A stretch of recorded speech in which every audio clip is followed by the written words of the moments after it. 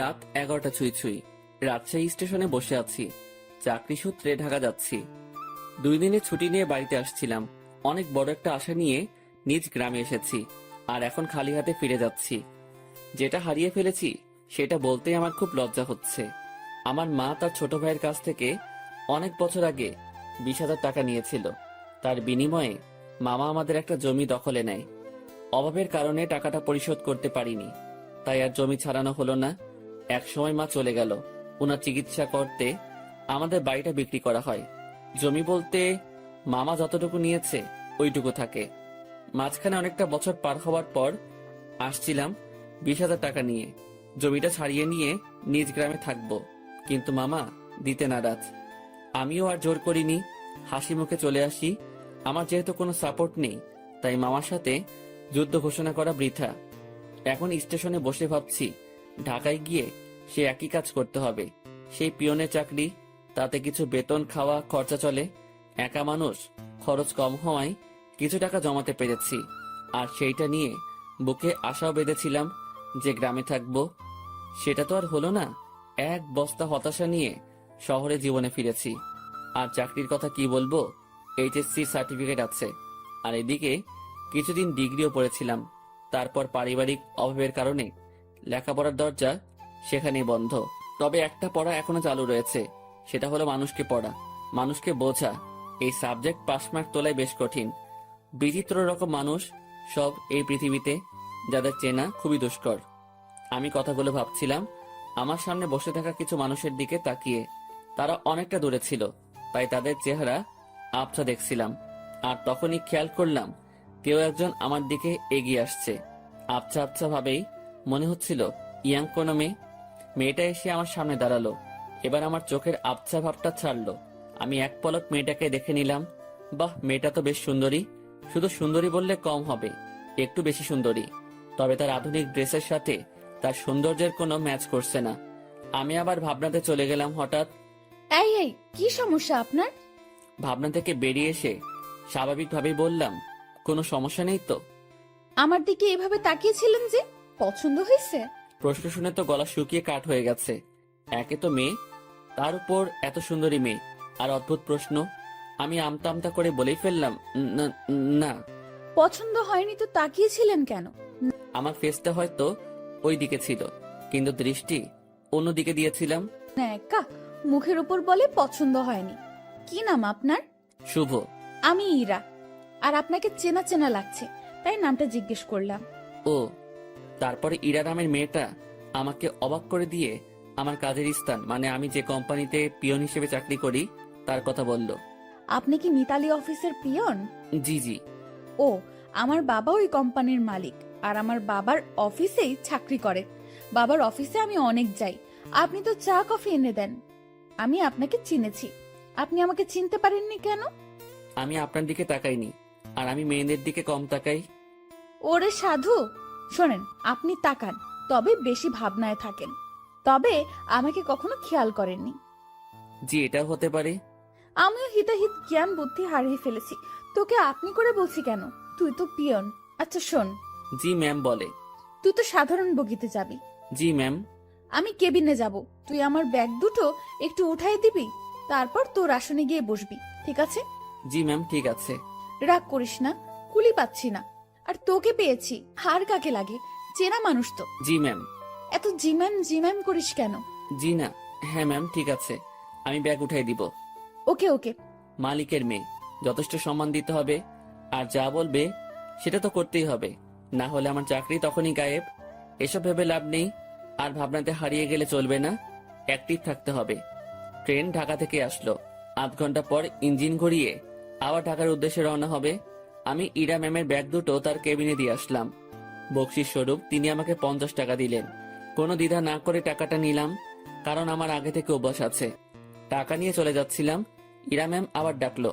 আর শোন শোন, জি ম্যাম, বলেন। নামার সময় আবার তুই আসবি, ঠিক আছে? আচ্ছা। আবার ঘুমিয়ে যাস না কিন্তু। না ম্যাম, ঘুমাবো না। ওকে, যা। আমি আমার বগিতে গিয়ে উঠলাম। টিকিট সংগ্রহ করতে আমি অনেক দেরি করে ফেলেছি, তাই সিট হয়নি।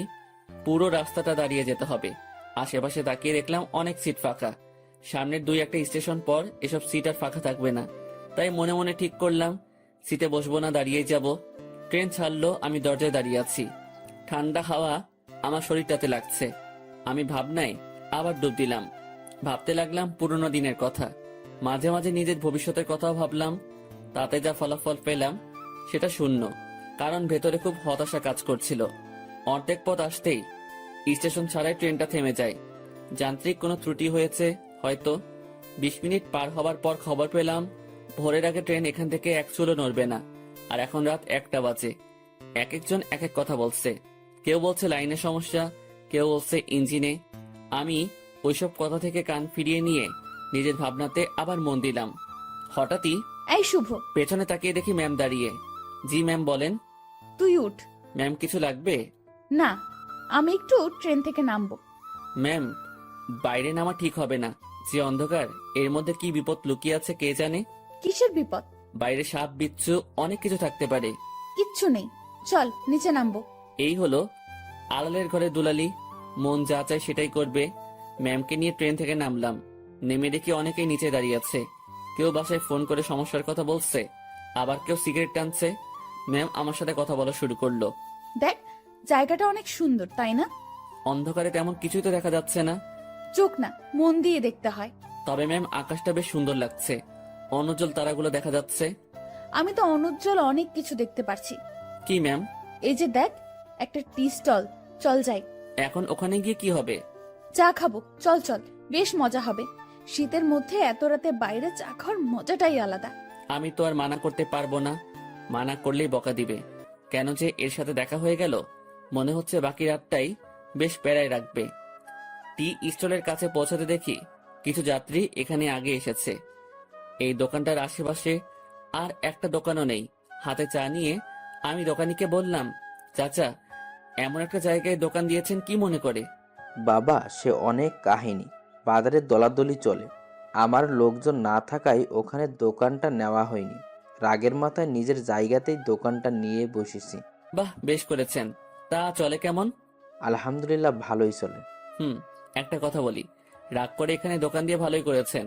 এর জন্য আপনার হাতে চা খেতে পারলাম। আরো কিছুক্ষণ কথা হলো, বিলটা আমি দেই। ম্যাম আর আমি চলে আসি। ওনার সাথে আড্ডা দিতে খুব ইচ্ছে করছে, কিন্তু মালিক পক্ষের লোক, আগ বাড়িয়ে কথা বলাটা বেয়াদবি হবে। আমি কিছু বলছি না, চুপচাপ তার পেছন পেছন হাঁটছি। আমার চুপ থাকা দেখে ম্যাম হয়তো কিছু একটা ভাবছে। আমাকে বলল, কি রে, কথা বলতে পারিস না? দোকানের সাথে তো বেশ জমিয়ে কথা বললি, এখন চুপ কেন? ম্যাম কি বলবো? সেটা কি আমাকে বলে দিতে হবে? দোকানে কি তোকে কিছু বলেছিল? না। তো কিছু বল, সারা রাত তো এভাবে চুপ থাকতে পারবো না। আপনি রাজশাহীতে কোথায় আসছিলেন? আর বলিস না, আমার একটা বান্ধবীর বিয়ে হলো, বিয়েতে আসছিলাম। ও তুই বিয়ে করেছিস? না ম্যাম। কেন? কাকে বিয়ে করব? কাকে করবি মানে? দেশে কি মেয়ের অভাব পড়ছে? আসলে সেটা না। তো কি? আমার পরিবার নেই, আমার বিয়ে করা একটু সমস্যা। তো সমস্যার কি আছে? দেশে অনেক মেয়ে আছে যাদের পরিবার নেই, তাদের মধ্যে একজনকে বিয়ে করবি। ম্যাম, ওইরকম হলে আমি করব না। কেন? সেটা না বলি। ওই সব বলতে হবে। মাথায় একটা দুষ্টু বুদ্ধি এলো। আমি বললাম, ম্যাম, আপনার মতো সুন্দরী পেলে ভেবে দেখতে পারি।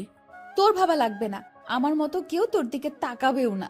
সেটা আমার জন্যই ভালো। কেন? তাহলে আর বিয়ে করা লাগবে না। হইছে ভাই, থাম এবার। চল লাইনের ওই পাশটায় ঘুরে আসি। ইরা ম্যাম যেদিকে যাচ্ছে আমিও তার পেছন পেছন ছুটছি। একবার বললাম যে বাকি রাতটুকু ঘুমিয়ে নেন, তখন আমাকে ধমক দিয়ে বলল, সে কি আমার আদেশ মেনে চলবে? পরক্ষণেই ভাবলাম, তাই তো, সে আমার কথা মানবে কেন? সে তো মালিক পক্ষের লোক। লাইনের অন্য পাশটায় চলে আসলাম। এই পাশটায় ফাঁকা জায়গা নেই, কাছে একটা গ্রাম দেখা যাচ্ছে। আর লাইনের পাশ দিয়ে একটা রাস্তা গ্রামের ভেতরে চলে গেছে। চল রাস্তাটা দিয়ে গ্রামের ভেতর যাই। না ম্যাম, এত রাতে যাওয়া ঠিক হবে না। আমি কি বলছি তোকে? জি ম্যাম, চলেন। এই হলো মেয়ে মানুষ, ভালো মন্দ কিছুই বোঝে না। তারপর যদি এরকম ধনী ঘরের মেয়ে হয়, তাদের মাথার তার 2-1 কমই থাকে। এরা পুরো পৃথিবীকে নিজের মনে করে আর ভাবে সেই সব থেকে ক্ষমতাধর ব্যক্তি। দুজনে অনেকটা হাঁটলাম। এখন আমরা হাঁটছি গ্রামের ভেতরে।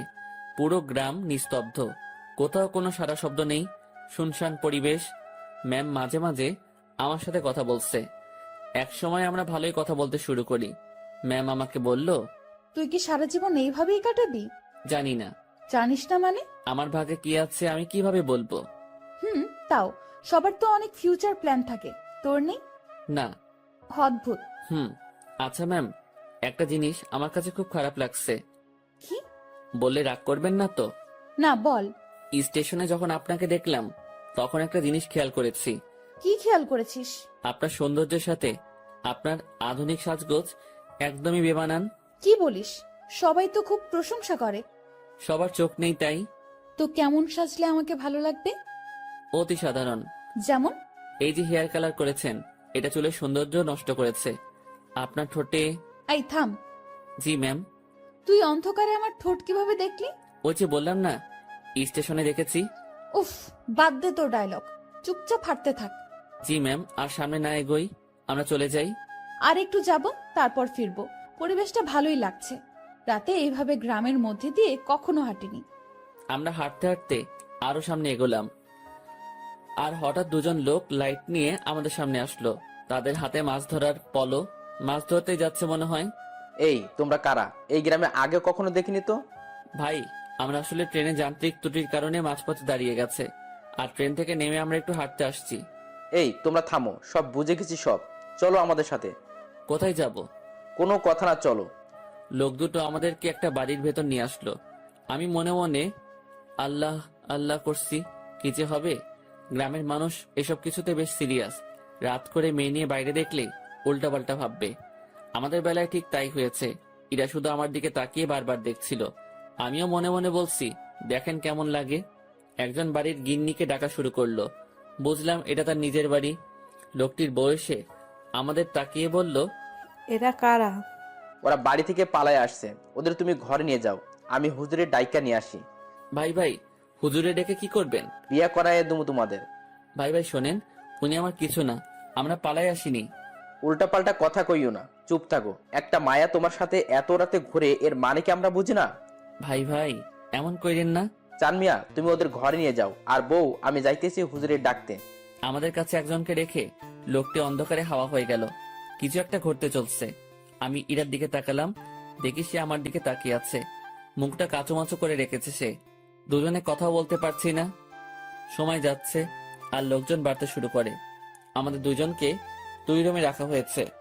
আমি শুধু আল্লাহ আল্লাহ করছি। ওইদিকে ইরার কি অবস্থা হয়েছে আমি জানি না। কিছু সময় পর হুজুর আসলো।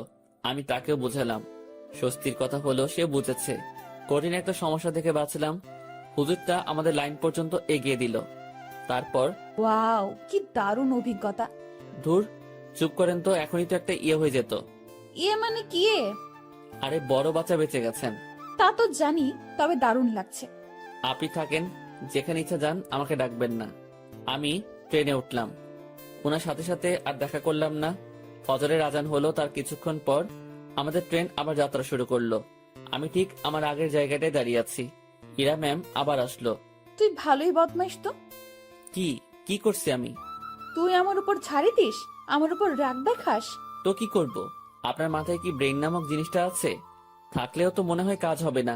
এরকম ছেলে মানুষই করেন, কি জন্য বড় হয়েছেন বোঝেন না কিছু। ম্যাম আমার দিকে হা করে তাকিয়ে আছে। আমি জানি কথাটা বলার পর আমার চাকরি থাকবে না। আপনার বাবাকে কিছু বলতে হবে না, আমি অফিস যাব না।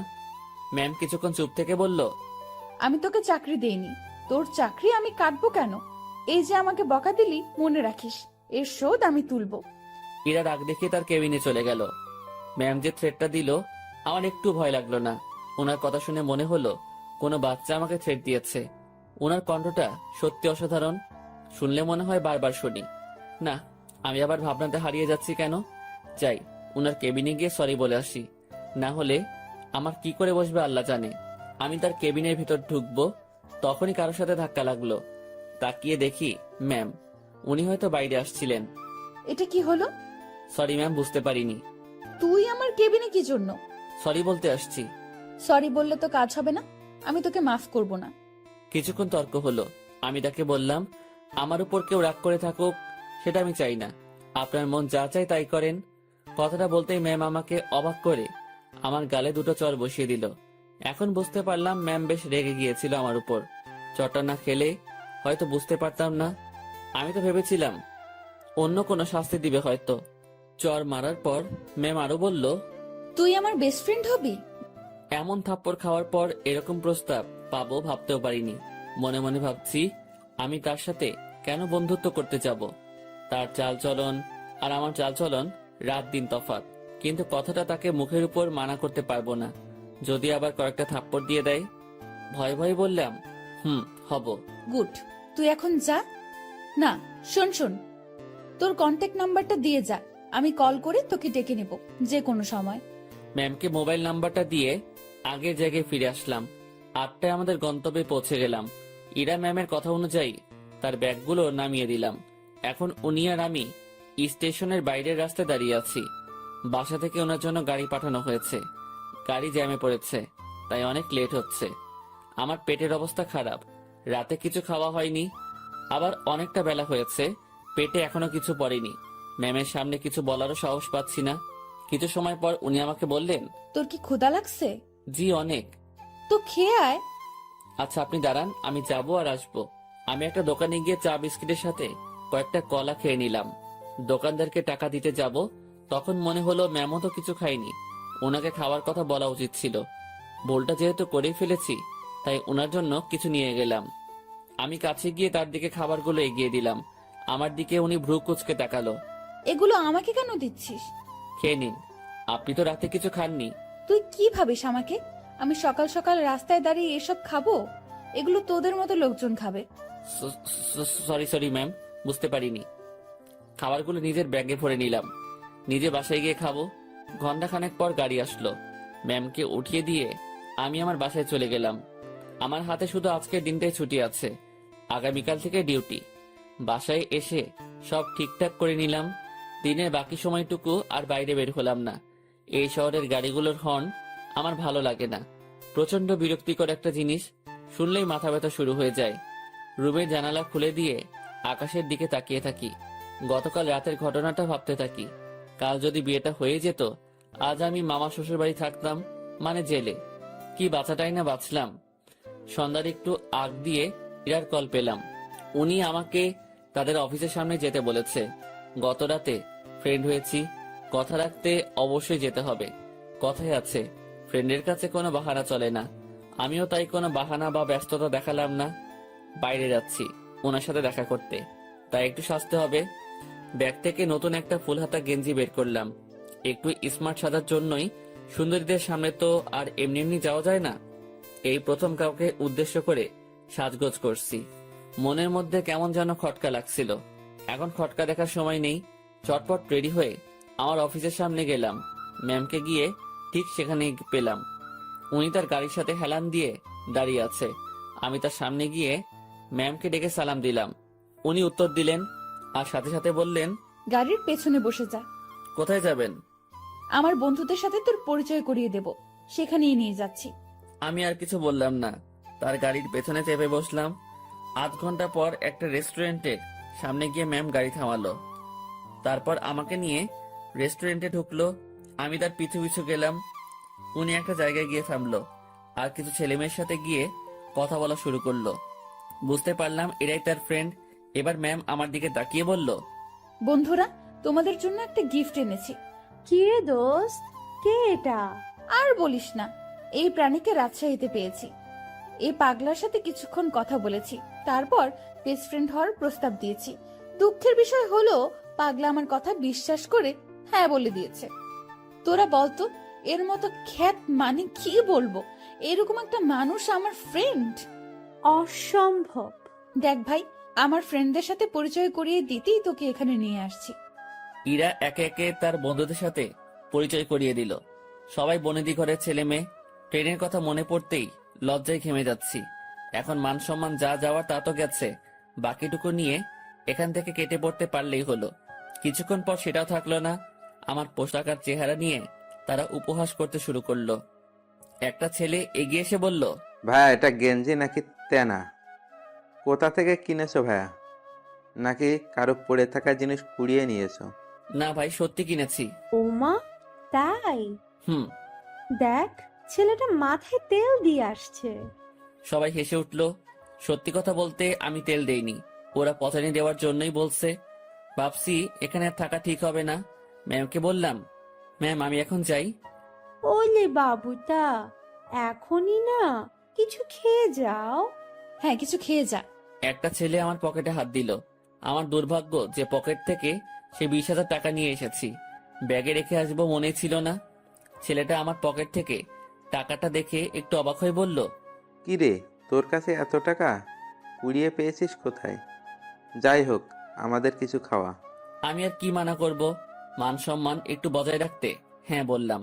তাতেই ওরা সুযোগ পেয়ে গেল, নানা রকম দামি খাবার অর্ডার করলো, যেগুলো আমি চোখে দেখা তো দূরের কথা, নামও শুনিনি।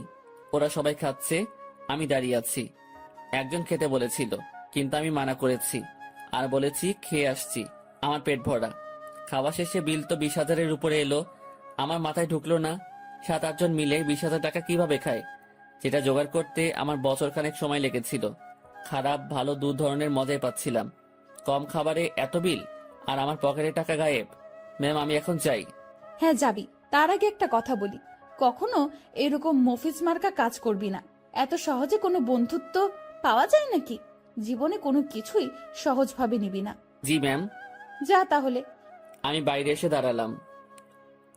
পকেটে টাকা নেই, বাসায় যাব টাকা লাগবে। মনে মনে ঠিক করলাম ম্যামের কাছ থেকে কিছু টাকা চেয়ে নিব, না হলে এই পথ যেতে যেতে মধ্যরাত হয়ে যাবে। কাল সকালে আবার অফিসে যেতে হবে। অনেকটা সময় পার হওয়ার পর ম্যাম আর তার বন্ধুরা বের হলো। আমি ম্যামকে ডাকায় সে বাকিগুলোকে বিদায় দিয়ে আমার দিকে আসলো। কি হয়েছে, এখনো যাসনি কেন? ম্যাম আমাকে কিছু টাকা। পুরোটা বলার আগেই একটা থাপ্পড় বসিয়ে দিল। আমি আবার বললাম, গাড়ির ভাড়া টাকাটা চাইছিলাম, পকেটে কোনো টাকা নেই, যেতে অনেক সময় লাগবে, কাল থেকে আবার অফিস আছে। তোর জন্য কি আমি টাকা নিয়ে দাঁড়িয়ে আছি, ফকিন্নির বাচ্চা? কথাটা সত্যি বুকের মাঝখানে গিয়ে লাগলো। আমি আর কথা বাড়ালাম না, ওনার দিকে একবার তাকিয়েই হাঁটা শুরু করলাম। সেই জায়গা থেকে বাসায় যাওয়ার পুরোটা সময় শুধু রেস্টুরেন্টের ভেতরের অপমানের কথা মনে হয়েছে। আজকাল মানুষগুলো কেমন হয়েছে, আরেকজনের আর্থিক অবস্থা না বুঝে তার টাকা খসানোর জন্য উঠে পড়ে লাগে। টাকাগুলোর জন্য খুব মায়া হচ্ছে। ওদের কাছে হয়তো সামান্য টাকা, কিন্তু আমার কাছে পাহাড় পরিমাণ। মধ্যরাতে বাসায় ফিরলাম, কিছু শুকনা খাবার খেয়ে শুয়ে পড়লাম। শুয়ে আর কিছু ভাবলাম না, ঘুমানোর চেষ্টা করলাম, কারণ কাল অফিস যেতে হবে। পরদিন সকালবেলা উঠতে আর দেরি করলাম না, ফোনে অ্যালার্ম দেওয়াই ছিল। সময় মতো উঠে হাতের কাজগুলো সেরে নিলাম, তারপর খেয়ে অফিসের উদ্দেশ্যে রওনা হলাম। অফিসে যাওয়ার পর যে সমস্যায় পড়লাম সেটা আমি কখনো চিন্তাও করিনি। যেখানে স্যার মানে ইরার বাবা বসে থাকার কথা, সেখানে ইরা বসে আছে। ওই চেয়ারটাতে ইরা বসা মানে আজকের দিনটা পুরো শেষ। আমি রুমে ঢুকে তাকে সালাম করে বেরিয়ে আসলাম। কিছুক্ষণ পর উনি নক করলেন। আমি ভেতরে গিয়ে বললাম, জি ম্যাম বলুন। 4 নম্বর টেবিলে রাসিফ সাহেব অফিসে আসেনি, তুই একটু খোঁজ নিয়ে দেখ। জি ম্যাম। আমি ফোন করে জানলাম উনি রাস্তায় আছেন। আমি ম্যামকে সেটা জানিয়ে দিয়ে বাইরে বসে আছি। সেই মুহূর্তে জেনারেল ম্যানেজার আমাকে ডাকলেন কফি এনে দিতে। আমি কফি নিয়ে তার রুমে গেলাম। কফির কাপটা হাতে নিয়ে দেখলেন এবং ফেলে দিলেন। কি হয়েছে এটা বলার সাথে সাথে উনি আমাকে চর বসিয়ে দেন আর বলেন, কফির উপর মরা মাছি পড়ে আছে, দেখিস না? সরি স্যার, দেখতে পাইনি। উনি আমার কলার ধরলেন। আমি যদি এটা খেয়ে ফেলতাম, তারপর যদি অসুখ করতো, তুই কি করতিস তখন? স্যার মাফ করে দেন, দেখতে পাইনি। উনি অনেক বাজে বাজে বকা দিচ্ছিলেন। অফিসের মধ্যে একটা শোরগোল বেঁধে গেল। ইরা ম্যাম তার কেবিন থেকে উঠে আসলেন। সবাই মিলে দোষটা আমাকে দিচ্ছিল। এখন ভয় লাগছে যে ম্যাম চটটা মেরে হয়তো বিদায় করে দিবেন। তারপর ম্যাম সবকিছু শুনলেন, আমার থেকেও আর ম্যানেজারের থেকেও। সব শোনার পর যা করলেন দেখে তো আমি হতবাক। পরপর 2টা চর বসিয়ে দিলেন ম্যানেজারের গালে। আমি কিছু বলার আগেই এখান থেকে বের হবেন। আর হ্যাঁ, বাকি সবাইকে বলছি, এটা নিয়ে কোনো কথা হবে না। সমস্যা হয়েছে, সমাধান করেছি। সমালোচনা করে ভালো জিনিস খারাপ বানাবে তো পাবলিক। বুঝবা, কত ধানে কত চাল। যার যার কাজে যাও, অনেক সময় নষ্ট হয়েছে। কিছুক্ষণ ঝড়ের পর অফিস স্বাভাবিক, আগের মতো কাজ চলছে। কিভাবে সব সামনে নিলাম, হুটহাট ম্যানেজার শেখট, সাথে 2টা থাপ্পড়। বিচারটা যাই করুক, তাহলে আমার সাথে অমন করলো কেন? ভাবতে ভাবতে কোনো উত্তরই খুঁজে পেলাম না। লাঞ্চের সময় আমি বাসা থেকে রুটি নিয়ে আসছি। 2-1জনকে পানি এনে দিয়ে আমি খাওয়ার জন্য বসবো, তখন ম্যাম ডাকলো। মনে মনে ভাবছি খাওয়াটাও কপালে নেই। মুখ ভার করেই ম্যামের রুমে ঢুকলাম। জি ম্যাম, কিছু বলবেন? তুই খাবার খেয়েছিস? জি না। বাসার থেকে খাবার নিয়ে আসছিস নাকি বাইরে গিয়ে খাবি? বাসা থেকে এনেছি। যা, খাবার নিয়ে আমার রুমে আয়। ম্যাম, বুঝিনি। আরে হারামি, খাবার নিয়ে আমার রুমে আয়। কথাটা শুনেই ভাবছিলাম আমি ঠিক শুনছি তো। ভাবনাতে আর ডুব দিলাম না। দেরি না করে খাবার নিয়ে আবার রুমে ঢুকলাম। ম্যাম তো দেখি দামি দামি খাবার সব টেবিলে সাজাচ্ছেন। আমাকে দেখিয়ে দেখিয়ে বললেন, এসব আমার মায়ের হাতের রান্না। ম্যাম আমি বাইরে গিয়ে খাই, আপনি খাওয়া শুরু করেন। পানি লাগলে বলবেন। এই, তুই কি এজন্য ডেকেছিস? আচ্ছা, তোর খাবারের বাটিটা আমার হাতে দে তো। আমি তেমন কিছু আনিনি, ওই রুটি। আমি দেখবো, দে। ভয়েই বাটিটা ওনার হাতে দিলাম। লজ্জায় তো মাথা কাটা যাওয়ার অবস্থা। বাসায় কিছু ছিল না, তার উপর টাকাও নেই। রুমে পেঁয়াজ মরিচ ছিল, সেগুলো কেটে তেল আর লবণ দিয়ে মাখিয়ে নিয়ে আসছি। ম্যাম যদি সেটা দেখে তো। কথাটা ভাবতে ভাবতেই বাটির ঢাকনা খুলেই উনি চোখ বড় বড় করে ফেলেন। খাবারটা কিছুক্ষণ তাকিয়ে থেকে দেখে আবার আমার দিকে তাকালেন। কি রে, এগুলো কি? ম্যাম আসলে রুমে কিছু ছিল না, তারপর টাকাও নেই। রুমে আটা ছিল তো, ওইটা দিয়ে আর কি একটা ব্যবস্থা করে নিয়ে আসছি। ম্যাম আমার বাটিটা টেবিলে রাখলেন, তারপর উনি তার চেয়ারে বসে পড়লেন। আমি দাঁড়িয়ে আছি। উনি একবার আমার দিকে তাকাচ্ছেন, আর একবার আমার খাবারের দিকে তাকাচ্ছেন। আমি ওনার সামনে এখন লজ্জাতে ইমিটিমিটি হাসতেছি। উনি কিছু সময় চুপ থাকার পর মুখ খুললেন। এই যে, এই খাবারগুলো তোর। ওনার খাবার আমার দিকে এগিয়ে দিলেন। আমি টেবিলের কাছে গিয়ে হাত দিয়ে নিজের বাটিটা নিয়ে বললাম, আমি যেটা এনেছি সেটা না খেলে আমার পেট ভরবে না, আর আপনার খাবার খেলে আমার পেট খারাপ হতে পারে। এত ভালো জিনিস কখনো খাওয়া হয়নি তো, পেট খাবারটা সহ্য করতে নাও পারে। গতকালের রাতটা একটু দেখিয়ে রুম থেকে বেরিয়ে আসলাম। নিজের খাবার খেয়ে আমার কাজে মনোযোগ। কার কি লাগছে, কে কি চাচ্ছে, সব দেখাশোনা করছি। দুপুরের পর ম্যাম আমাকে আর ডাকেননি। বুঝতে পারলাম তিনিও কিছুটা বুঝতে পেরেছেন আমার কষ্টটা। রাতে অফিস শেষ করে বাসায় ফিরলাম। পাশের বাসার পরিচিত একজনের কাছ থেকে টাকা ধার নিয়ে মাছ কিনে নিয়ে এসে রান্না বসিয়ে দিলাম। তখন রাত প্রায় 10টার কাছাকাছি। চুলোয় রান্না বসাবে সেই সময় ফোন আসলো। ম্যাম ফোন করেছে, নাম্বারটা সেভ করে রেখেছি। ধরবো কি ধরবো না এমন করতে করতে রিসিভ করে সালাম দিলাম। উনি উত্তর দিয়ে বললেন, কি করিস? এই তো ম্যাম, কিছু না। এখন শোন, জি ম্যাম, বলেন। দুপুরে আমার মুখের উপর কথা বলে আমাকে লজ্জা দিয়ে তোর খাবার নিয়ে চলে গেলি, ভয় করলো না? আমি চুপ হয়ে গেলাম। কি বলবো উত্তরে বুঝতে পারছি না। কি রে, কথা বলছিস না কি জন্য? ম্যাম, অফিসের কোনো কথা হলে বলেন। তুই আমার কথা ঘুরিয়ে নিস। আমি যা বলছি তার উত্তর দে। জি ম্যাম, বলেন। ওভাবে খাবার নিয়ে চলে গেলি কেন? আপনার খাবার খেয়ে আমার ক্ষুধা মিটতো না। তাই না? জি। আমি বুঝতে পেরেছি, তুই আমার উপর রাগ দেখাচ্ছিস। সুযোগ ভালোই কাজে লাগাচ্ছিস।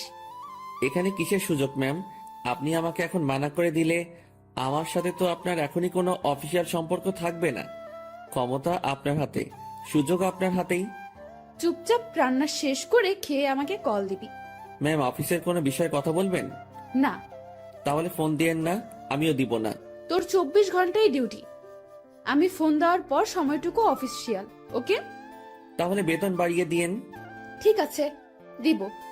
ঠিক আছে, দিব। তুই অবশ্যই ফোন করবি। আর হ্যাঁ, কাল অফিসে আসার সময় দুপুরের খাবার আনবি না। কেন ম্যাম, অফিসে না খেয়ে কাজ করতে হবে? তোর জন্য আমি খাবার নিয়ে যাব। ম্যাম, ওসব খাবার টাবার বাদ দিন, আমি আমার খাবারে সন্তুষ্ট। তুই যদি কাল অফিসে তোর রান্না করা কিছু নিয়ে আসিস তো মনে রাখবি, তোকে শুধু অফিস থেকে না, দুনিয়া থেকেই বিদায় করে দিব। আমি কিছু বলতে যাব, তখনই ম্যাম ফোনটা রেখে দিল। তুই যদি কাল অফিসে তোর রান্না করা কিছু নিয়ে আসিস তো মনে রাখবি, তোকে শুধু অফিস থেকে না, দুনিয়া থেকেই বিদায় করে দিব। আমি কিছু বলতে যাব তখনই ম্যাম ফোনটা রেখে দিল।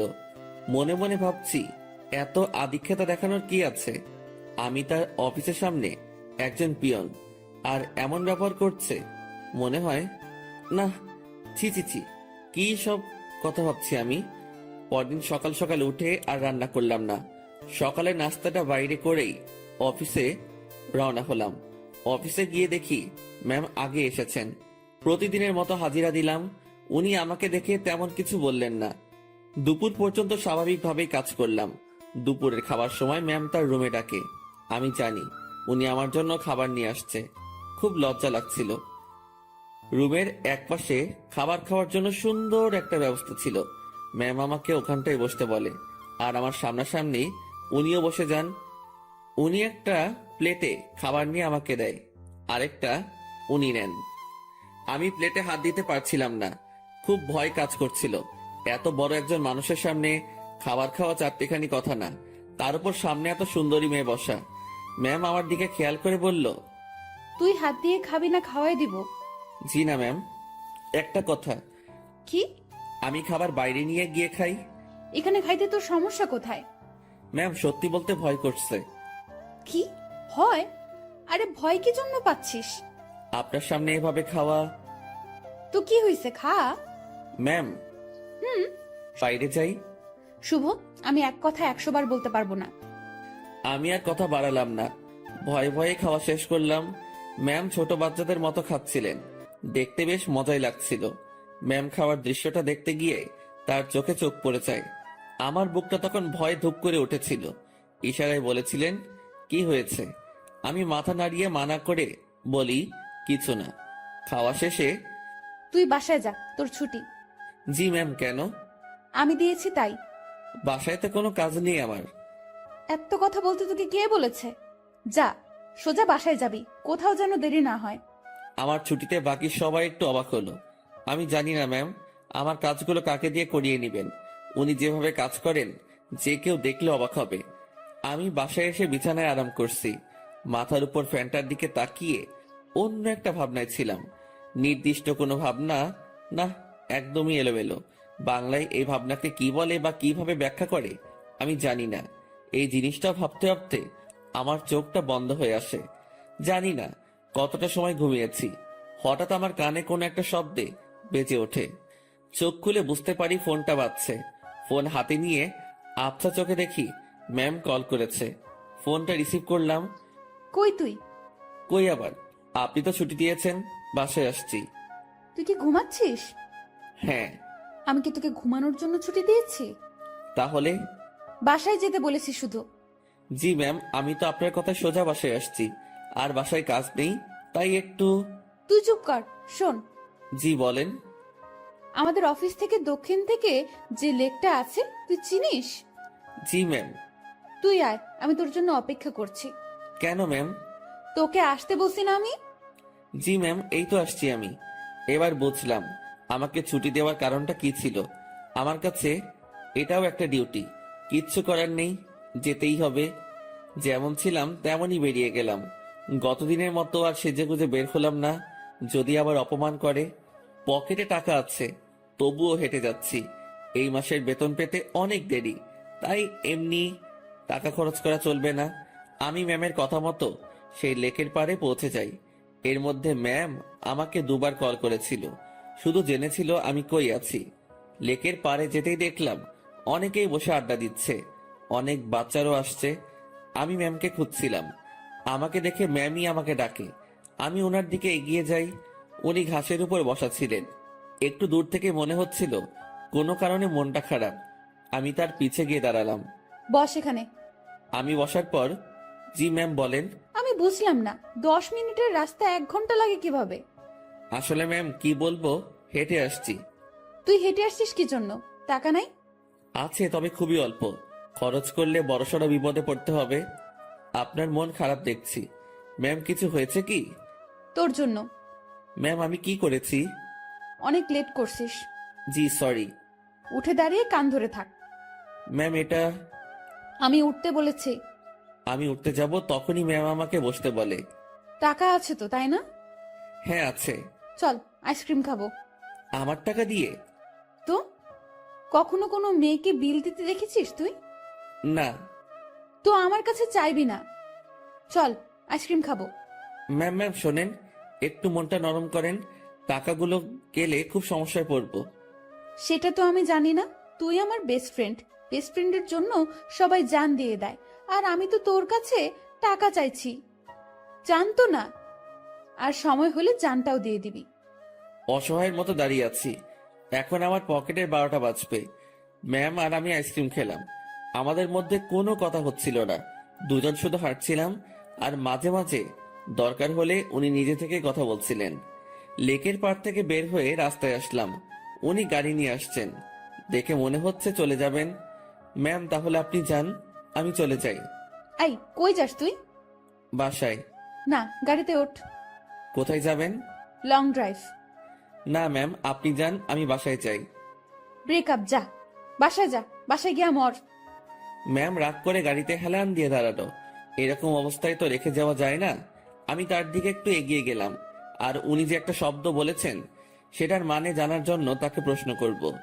যদিও আমি জানি, তবুও প্রশ্ন করব, যাতে ওনার রাগটা ভেঙে আমার প্রশ্নের উত্তর দিতে মনোযোগী হয়। ম্যাম ব্রেকআপ কি? তুই জানিস না? ন্যাকামো করিস? সত্যি জানি না। তোর আমার যে বন্ধুত্ব আছে সেটা কাটাকাটি, এটার মানে ব্রেকআপ। ওহ ম্যাম, আপনার মধ্যে তো এরকম কিছু নেই। শুভ, আমি তোকে বলছি না তুই আমার বেস্ট ফ্রেন্ড? আপনি তো বলেছেন যে এটা মিথ্যা ছিল। গাড়িতে ওঠ, সব বলছি। কথা বাড়ালাম না, গাড়ির পেছনে দরজা খুলতে যাবো, তখনই ওই হাদারাম, কি করিস? বসবো না। সামনে। পেছনে কেন? সামনে। হ্যাঁ রে গাধা, ওঠ। গাড়িতে উঠলাম, ম্যাম ড্রাইভিং সিটে আর আমি তার পাশে। সন্ধ্যা হয়ে আসছে, ম্যাম এবার আমার সাথে বেশ ফ্রি ভাবে কথা বলা শুরু করলো। আমি কিন্তু কুমিল্লা যাচ্ছি। এত দূর কেন? আরে লং ড্রাইভ তো, আর রাগ ভাঙাতে সময় লাগবে। কিসের রাগ? তুই আমার উপর রেগে আছিস, আমি জানি। আমি আপনার উপর কি জন্য রাগ করব? ওই যে রেস্টুরেন্টে সেই ঘটনার জন্য। না ম্যাম, কি যে বলেন, ওই দিন আপনারও মজা করেছেন, আমিও মজা পেয়েছি। ওরে শুভ, আমাকে কি বাচ্চা মনে হয় আপনার? এত বড় একটা প্রতিষ্ঠান চালাচ্ছি, আমার মাথায় কি এতটুকু বুদ্ধি নেই যে কোনটা সত্যি আর কোনটা মিথ্যা আমি বুঝবো না? না, বুদ্ধি তো আপনার অনেক আছে। হইছে, শোন আমি কি বলি। বলেন। রাতে কি খাবি বল? সন্ধ্যায় তো অনেক কিছু খেলাম, রাতে আর কি খাবো? না, তাও কিছু শুকনো খাবার নেই, আর দুটো পিৎজা। আপনার ইচ্ছা। ম্যাম ভয় করছে আমার। কেন? আপনার বাবা যদি জানে অফিসের পিয়নকে নিয়ে ঘুরতে বের হইছেন। কিভাবে জানবে? আমি তো বলবো না। আমি যে অফিসে যাব না সেটা তো জানতে পারবে। সেটা আমি দেখে নিব, তোর এত চিন্তা নেই। এখন বল আমাকে মাফ করেছিস কিনা। আপনি তো দোষ করেননি। তোকে যে কি করব আমি, দেখ। আর রাগ করে থাকিস না, ভুল করে ফেলেছি। আমি রাগ করিনি তো। আমি তোর চোখে মুখে রাগ দেখতেছি। আচ্ছা, রাগ নেই আমার উপর, সত্যি তো? হ্যাঁ সত্যি। সত্য নাকি মিথ্যা সব টের পাবো। আমি যা বলবো সেটা যদি না করিস তাহলেই বুঝবো তুই এখনো রেগে আছিস। না, কি যে বলেন, আপনার তো সব কথাই শুনি। কত যে শুনিস আমার জানা আছে। মাঝপথে আমরা গাড়ি থেকে নেমে কিছু খাবার নিলাম, দুজন বেশ কথা বলতে বলতে যাচ্ছি। ইরা ম্যাম গাড়িটা এখন বেশ ধীর গতিতে চালাচ্ছেন, আজ বেশ কুয়াশাও পড়েছে। এই চল, বাইরে কুয়াশার বৃষ্টিতে ভিজি। এই না, এটা করবেন না, বাইরে গেলে বিপদ, সেদিনের মতো হলে অবস্থা খারাপ হয়ে যাবে। যাব না তো, তোর কেয়ারিংটা আমার খুব ভালো লাগে, সেটা পাওয়ার জন্যই কথাটা বললাম। হুম। তুই কাউকে ভালোবাসিস নাই? কোন ভালোবাসা? মানে পছন্দের মানুষ বিয়ে টিয়ে করার ইচ্ছা এমন? এর আগেও তো বলেছি ওই রকম কেউ নেই। কাউকে দেখে পছন্দ হয় না? না, প্রায় সবার মধ্যেই ভেজাল আছে। ভেজাল মানে? মানে আর কি, এখন তো প্রেমের বাজার চলে, বাজারটা বেশ গরম, এক একজন 10-12টা প্রেম করে, তার উপর ওয়েটিং এ রাখে। তুই জানিস কিভাবে? চোখ খোলা রাখলে সবই টের পাওয়া যায়। ম্যাম আপনার নেই কি পছন্দের মানুষ? না রে, এসব পছন্দ টছন্দ আমার হয় না। আমাকে যে বুঝতে পারে তাকেই আমার পছন্দ। ও, আপনার বাবা আপনাকে বিয়ে দিবে না? কি সব প্রশ্ন যে করিস! বিয়ে দিবে না কেন? অবশ্যই দিবে। তাদের পছন্দেই বিয়ে করবেন। হ্যাঁ, এটাই তো স্বাভাবিক। হঠাৎ করে এই মাঝ রাস্তায় জ্যাম পড়ে যায়। কুয়াশা বেশি হওয়ায় সব গাড়ি চলাচল বন্ধ করে দেওয়া হয়েছে। ম্যাম গাড়ির হেডলাইটটা অফ করলো, তারপর কোথা থেকে যেন একটা চাদর বের করলো। আপনি কি এখন ঘুমাবেন? না, শীত করতেছে প্রচুর, গায়ের উপর দিয়ে রাখি। আমি বাইরে তাকালাম, কুয়াশায় কিচ্ছু দেখা যাচ্ছে না, তবুও তাকিয়ে আছি ম্যামের দিকে। তো আর তাকিয়ে থাকা যায় না, তার দিকে তাকালে চোখ ফেরানো যায় না, সেই জন্য তাকানোটাই বিপদ। কি রে, তুই এরকম চুপচাপ থাকবি? আমি আসলে তাকিয়ে থাকতে চাইনি, ভাবনার কথা বাস্তবে ভুলে বলে ফেললাম। কি তাকিয়ে থাকতে চাস মানে? না ম্যাম, মানে ওই যে আমার খুব শীত করতেছে, কথা থেকে বাঁচার জন্য বললাম। আগে বলবি না? আয় চাদরের মধ্যে। মনে মনে ভাবছি আরেক বিপদ। কি হলো, আয়। না ম্যাম, ঠিক আছে, শীত কমে গেছে। ভয় পাচ্ছিস তাই না? ভয় নেই, কাছে আয়। আরে খুব কাছে না, চাদরটা বড়, তুই একটু কাছে আসলেই হয়ে যাবে। একটু কাছে গেলাম, ম্যাম আমাকে চাদরের একটা মুড়ি দিল। আমি সেটা আমার পাশে ঘিরে পিঠের সাথে লাগিয়ে নিলাম। এবার আমি কাঁপতেছি, তবে সেটা শীতে না, ভয়ে। কাঁপুনি রেখে ম্যাম বলল, ওরে আল্লাহ, তোর এত শীত করতেছে? এখন ঠিক হয়ে যাবে। আমি জানি ঠিক হবে না। কথাটা বলে ম্যাম আমার খুব কাছে আসলো, তবে তার শরীরের সাথে কোনো স্পর্শ লাগেনি। অনেক চেষ্টা করে নিজের কাঁপুনি থামালাম। ম্যামের চোখে ঘুম ঘুম ভাব এসে গেছে। ম্যাম, আপনি তো ঘুমাচ্ছেন। কই না তো। আপনার কি খুব ঘুম পাচ্ছে? অনেক। ম্যাম ধীরে ধীরে বেশ সুন্দরী হয়ে উঠছে। শুনেছি সুন্দরী মেয়ে ঘুমালে আরো বেশি সুন্দরী লাগে। আজ সেটা সামনে থেকে দেখলাম। আমি যদি ওনার বর হতাম, এখন কাছে নিয়ে বুকের মধ্যে রাখতাম। পরক্ষণে মনে পড়ল, কি সব ভাবছি আমি। ছি ছি ছি, এসব কি আসছে মাথায়। ম্যাম ঘুমে আর ঠিক থাকতে পারে না, আমার খুব কাছে আসে, আমার কাঁধের উপর তার মাথা রাখার চেষ্টা করছে। এবার সব ভুলে যাই আমি, নিজে থেকে তার দিকে এগিয়ে যাই, আর উনি তার মাথা আমার কাঁধের উপর রাখে। বুকের মধ্যে হাতুড়ি পেটা হচ্ছে। ওনার নিঃশ্বাস আমার টি শার্টে লাগার পরপরই আমার কেমন যেন একটা অনুভূতি কাজ করছে। না পারছিলাম তখন বুঝতে, না পারছিলাম ভাবতে। কিছুক্ষণ ঘুমানোর পর ম্যাম জাগ না পায়, আমি জেগেই আছি। একটুর জন্য চোখ বন্ধ করিনি। ম্যাম উঠে দেখলো সে আমার কাঁধে মাথা রেখে শুয়ে আছে। ঘাটটা দ্রুত উঠিয়ে দিয়ে বলল, সরি সরি, আমি ঘুমের মধ্যে। ম্যাম আমি আপনার কাছে গিয়েছি, দেখছিলাম আপনি ঝিমুনি দিয়ে বারবার পড়ে যাচ্ছিলেন। হুম। ম্যাম লজ্জা পেয়েছে, লজ্জা মাখা মুখ নিয়ে বলল, রাত অনেক হয়েছে, এখন যা এনেছি সব খেয়ে নিই। জি ম্যাম, আপনার ইচ্ছে। তুই সব আমার উপর নির্ভর করিস কি জন্য? নিজে কিছু বলতে পারিস না? জি ম্যাম, এখনই খাবো। এই, সেটা আমার বলার পর। আমরা খাবার খাওয়া শুরু করলাম। হঠাৎ পুলিশ এসে নক করলো। আমরা গাড়ি থেকে নামলাম। ইরা পুলিশের সাথে কথা বলছিল। আপনারা কোথায় যাচ্ছেন? কুমিল্লা 14 গ্রাম। উনি আপনার কে হন? বর। উনি দূরে দাঁড়িয়ে আছেন কেন? ভয় পাচ্ছে নাকি? এই, তুমি এখানে আসো। মনে মনে বলছিলাম, ভয় পাবো না, পুলিশকে কি মিথ্যাটাই না বললো। আপনারা যে স্বামী স্ত্রী সেটা আমি বুঝবো কিভাবে? এইটারও প্রমাণ লাগবে। হ্যাঁ। আমার চাচ্চু আবু সাইদ পুলিশ কমিশনার। কি নাম বললেন? আবু সাইদ। উনি তো ঢাকায় থাকেন, তাই না? হ্যাঁ। আপনারা ঢাকা থেকেই আসছেন? হ্যাঁ, ঢাকা থেকেই তো আসবো। সাইদকে আমি চিনি, উনি আমার বন্ধু। দাঁড়াও, আমি এখনই ফোন করছি। তুমি আগে বললা না। সরি মামুনি। এরা তো পড়লো মহা বিপদে। তার চাচাকে যদি বলে দেয় বরকে নিয়ে ঘুরতে যাচ্ছে, তাহলে তো ইরা শেষ। এখন সে এই পুলিশকে না করতেও পারবো না। এদিকে তার চাচা ফোনটা রিসিভ করেছে। দুজন বন্ধু একে অপরের খোঁজ নেওয়ার পর পুলিশটা ইরার কথা বলল। ইরার চাচা বড় সড়ো এক ধাক্কা খেলো। পুলিশ আমাদের বিদায় জানালো। আমরা গাড়িতে গিয়ে বসলাম। ইরা তো ভয় শেষ। একটু পরেই ইরার ফোনটা বেজে উঠলো। তার চাচা কল করেছে। ইরা ফোনটা রিসিভ করলো। তুমি কোথায় আছো, কিভাবে আছো, কার সাথে আছো আমি জানতে চাচ্ছি না। যার সাথে থাকো না কেন তাকে কাল আমাদের বাসায় নিয়ে আসো, ঠিক আছে? জি চাচ্চু। ওকে। ইরার চাচা ফোন রেখে দেয়। ইরা আমাকে বলতে শুরু করলো, এখন কি হবে? আপনারই তো দোষ, আপনি মিথ্যা বলতে গেলেন কেন? সত্যি বললে যদি সমস্যা করতো তাই। আর আমি আগে থেকেই ভেবে রেখেছি কত সমস্যা হলে এগুলো বলবো। কিন্তু এই হারামি পুলিশটা যে চাচার বন্ধু কে জানতো? আচ্ছা, টেনশন করেন না, বাসায় গিয়ে সত্যি কথাটা বলে দিবেন, হয়ে যাবে। ভয়টা আমাকে নিয়ে না, তোকে নিয়ে। কেন? জানি না কি হবে, ওরা তোকে কি বলবে। আমি কিভাবে সামলাবো বুঝতে পারছি না। এই মুহূর্তে আমি বা তাকে কি বলবো বুঝতে পারছি না। ভাবছি এর সাথে থাকলেই সমস্যায় পড়তে হয়। ম্যাম বেশ টেনশনে পড়ে গেছে, একবার আমার দিকে তাকাচ্ছে, আরেকবার বাইরে। ম্যামের অবস্থা দেখে বেশ মায়াই হচ্ছিল। মিথ্যা বলে উনি বড় ফাঁসা ফেসে গেছেন। তার টেনশন কমানোর জন্য আমি তাকে ডেকে বললাম, ম্যাম। বল। আমি বলি কি, এত টেনশন করে লাভ নেই, যা হবার হবে। আর সত্যিটা বললে হয়তো ওনারা বুঝতে পারবে। সত্যিটাই বা কিভাবে বলবো? আমার তো তাদের সামনে কথা বলতে ভয় হাত পা কাঁপবে। আচ্ছা ম্যাম, ওনাদের সাথে আমি কথা বলবো। আরে তোর সাথে ওনারা কথাই বলবে না। সেটা দেখা যাবে, আগে তো বাসায় যাই। রাতটা কাটলো জেগে জেগেই। রাতের শেষ ভাগে যানজট কেটে গেল। আমরা ঢাকায় ফিরলাম আর সোজা ম্যামের বাসার সামনে পৌঁছে গেলাম। ম্যাম আমাকে বাইরে রেখে ভেতরে গেলেন। ভেতরে তার সাথে কি হচ্ছিল সেটা আমার কাছে অজানা। হয়তো তাকে বকা দিচ্ছে। কিছু সময় পর ম্যামের সাথে পুরো পরিবার আসলো। আমি তো দেখেই ভয়ে শেষ। ম্যামের বাবাকে দেখে আরো ভয় লাগছিল, কারণ উনি তো আমাকে চেনেন।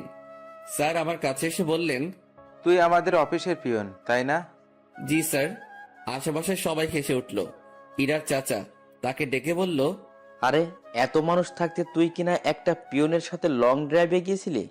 ইরা চুপ, কারণ সে এখানে কিছুই বলতে সাহস পাবে না। চুপচাপ থাকতে হবে তাকে। তোকে যেন অফিসে না দেখি, ঠিক আছে? জি স্যার। আমি চলে আসলাম তাদের ওখান থেকে। বাইরে এসে দীর্ঘ একটা নিঃশ্বাস ফেললাম। যাক, তেমন বকা দেয়নি। ম্যামকেও হয়তো কিছু বলেনি। নিজের বাসায় আসলাম। 2 দিন পর খাওয়া দাওয়া বন্ধ হয়ে যাবে।